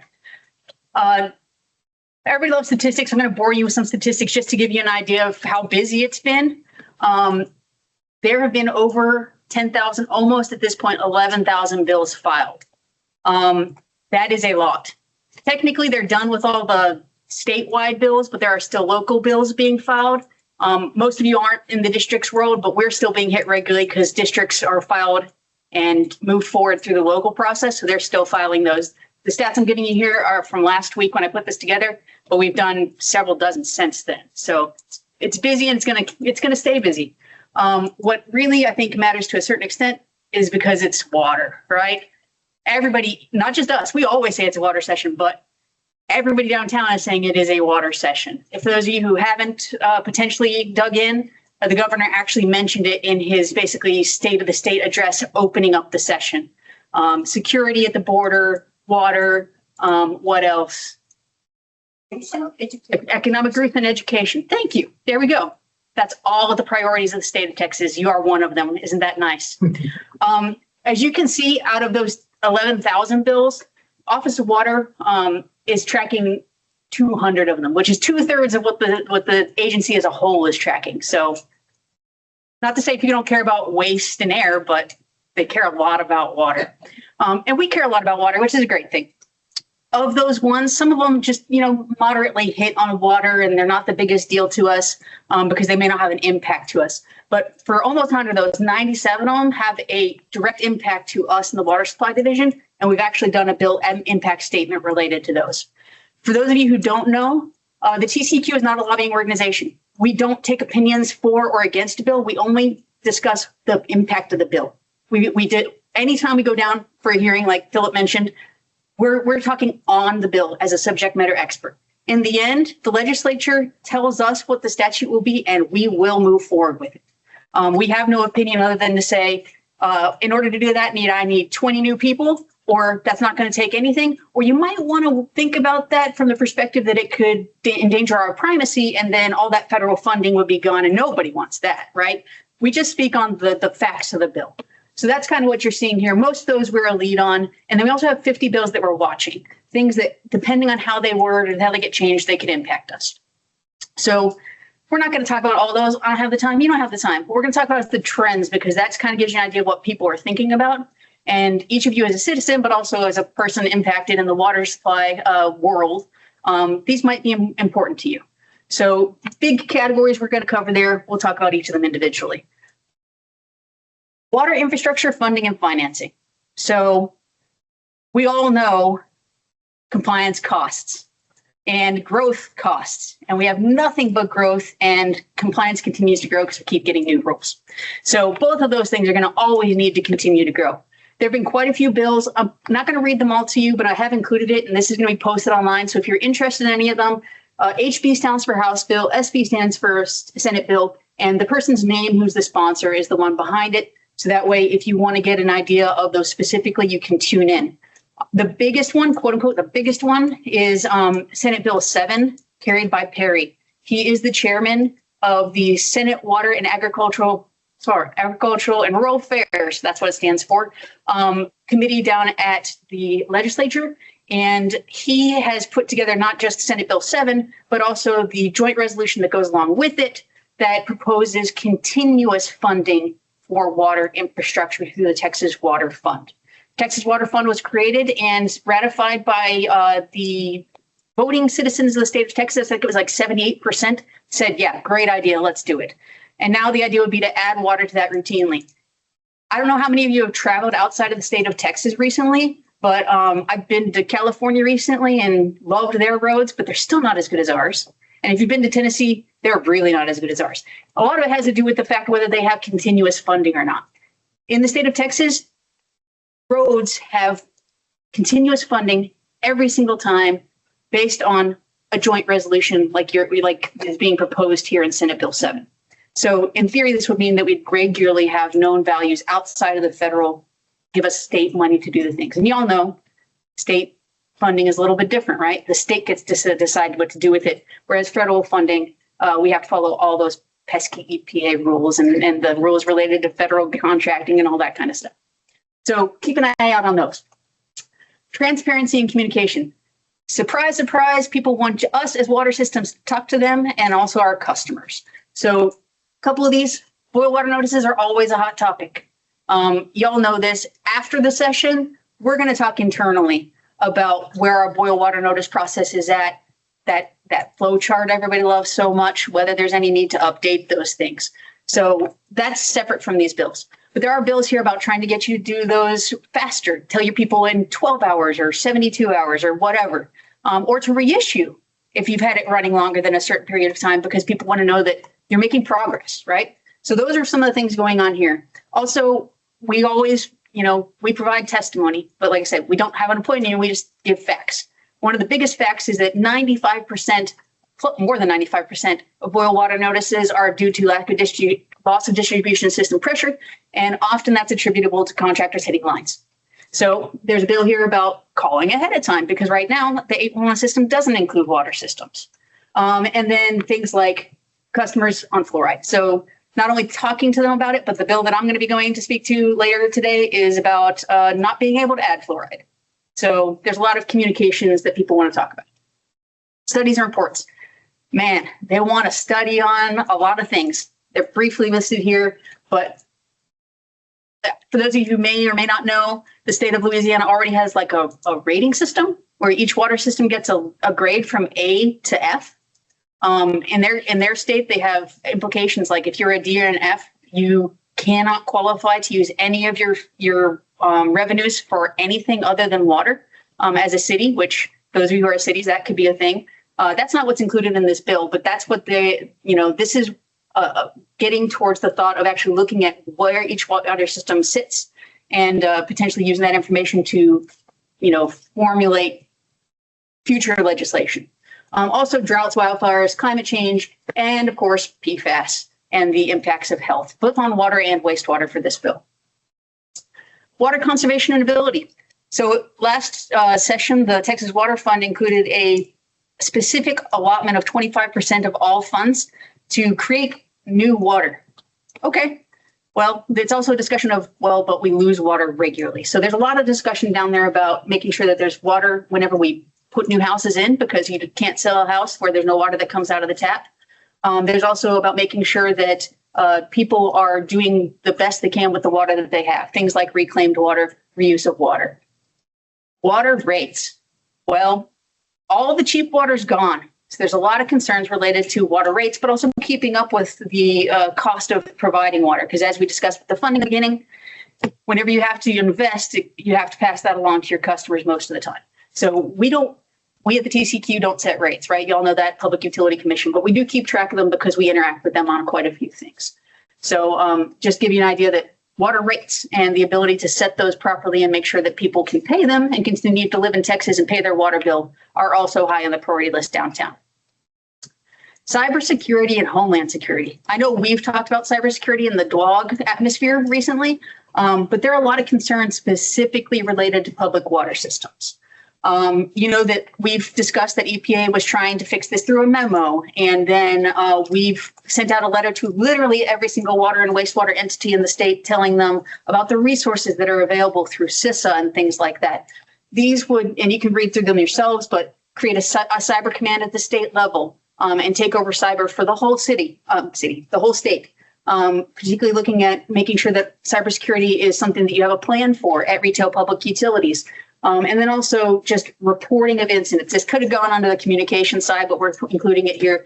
Just kind of like you have that HB 3810 where you have to tell us if you have a boil water notice and you have to do it immediately and we have to pass it on to TDM.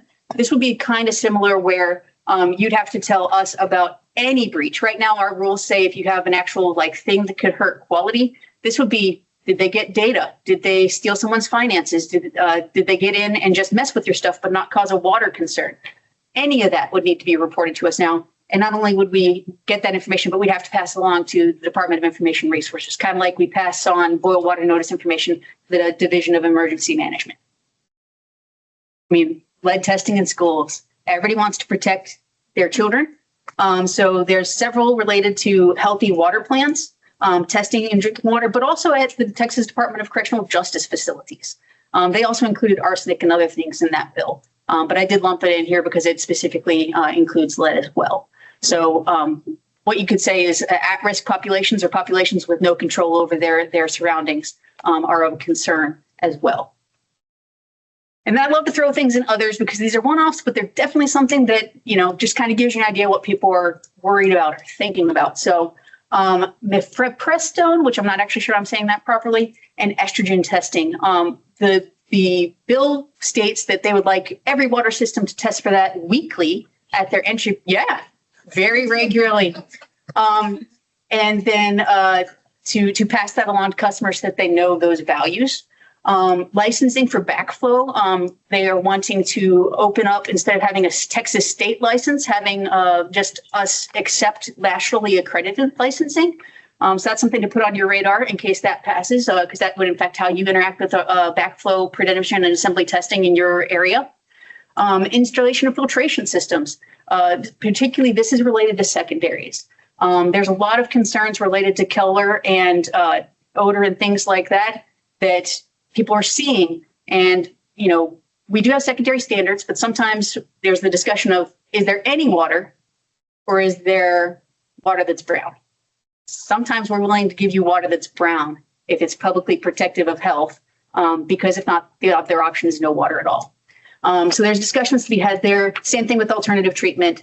Suspension of enforcement action. For any of you who are water systems that may ever look into taking other water systems that are struggle over, this would put forth the possibility that you could have a grace period where you can get that other water system into compliance without facing their enforcement actions, giving you a little bit of time to get the act together, so to speak.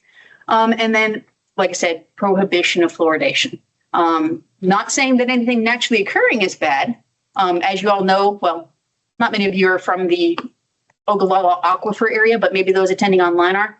About 20% of systems there exceed the fluoride amounts, but it's naturally occurring. So this bill wouldn't prohibit that. This would prohibit adding it at any level. So if you're interested, that will be heard in the Health and Human Services hearing this afternoon, starting at 1 or upon adjournment of the Senate. Those are the big ones. Like I said, we don't have opinions on them. If you want details on them, I've included the information of how you can look those up. And if you don't know how to look them up, I'll be glad to discuss that. Questions, concerns, thoughts? Not a question, but there's a comment from Alan online that says the Cyber Command Bill, HB 150, is slated for the House floor either today or tomorrow. Thank you, Alan. All right. Well, then I won't take any more of your time. That was the end of my presentation. Thank you all for being here. Great. Thanks, Michelle. And thanks, everyone else. That brings us to the end of our DWAWG. Quick note, I didn't mention it before, but if you haven't seen it, the Secretary of State website for the Texas Administrative Code, it was updated about 2 or 3 weeks ago. All the website links for the Secretary of State website have been updated on TCEQ, but if you have any bookmarks or anything like that, if you're getting a 404 message or does not exist, it is there. You just have to search for the new one, but you can go to TCEQ's website. With that, we'll close out the meeting. The materials will be posted online today, and then the recording will be posted on YouTube within about 2 weeks. If you have any questions, please let me know or DWAWG email, but thanks for attending. Thanks, everyone.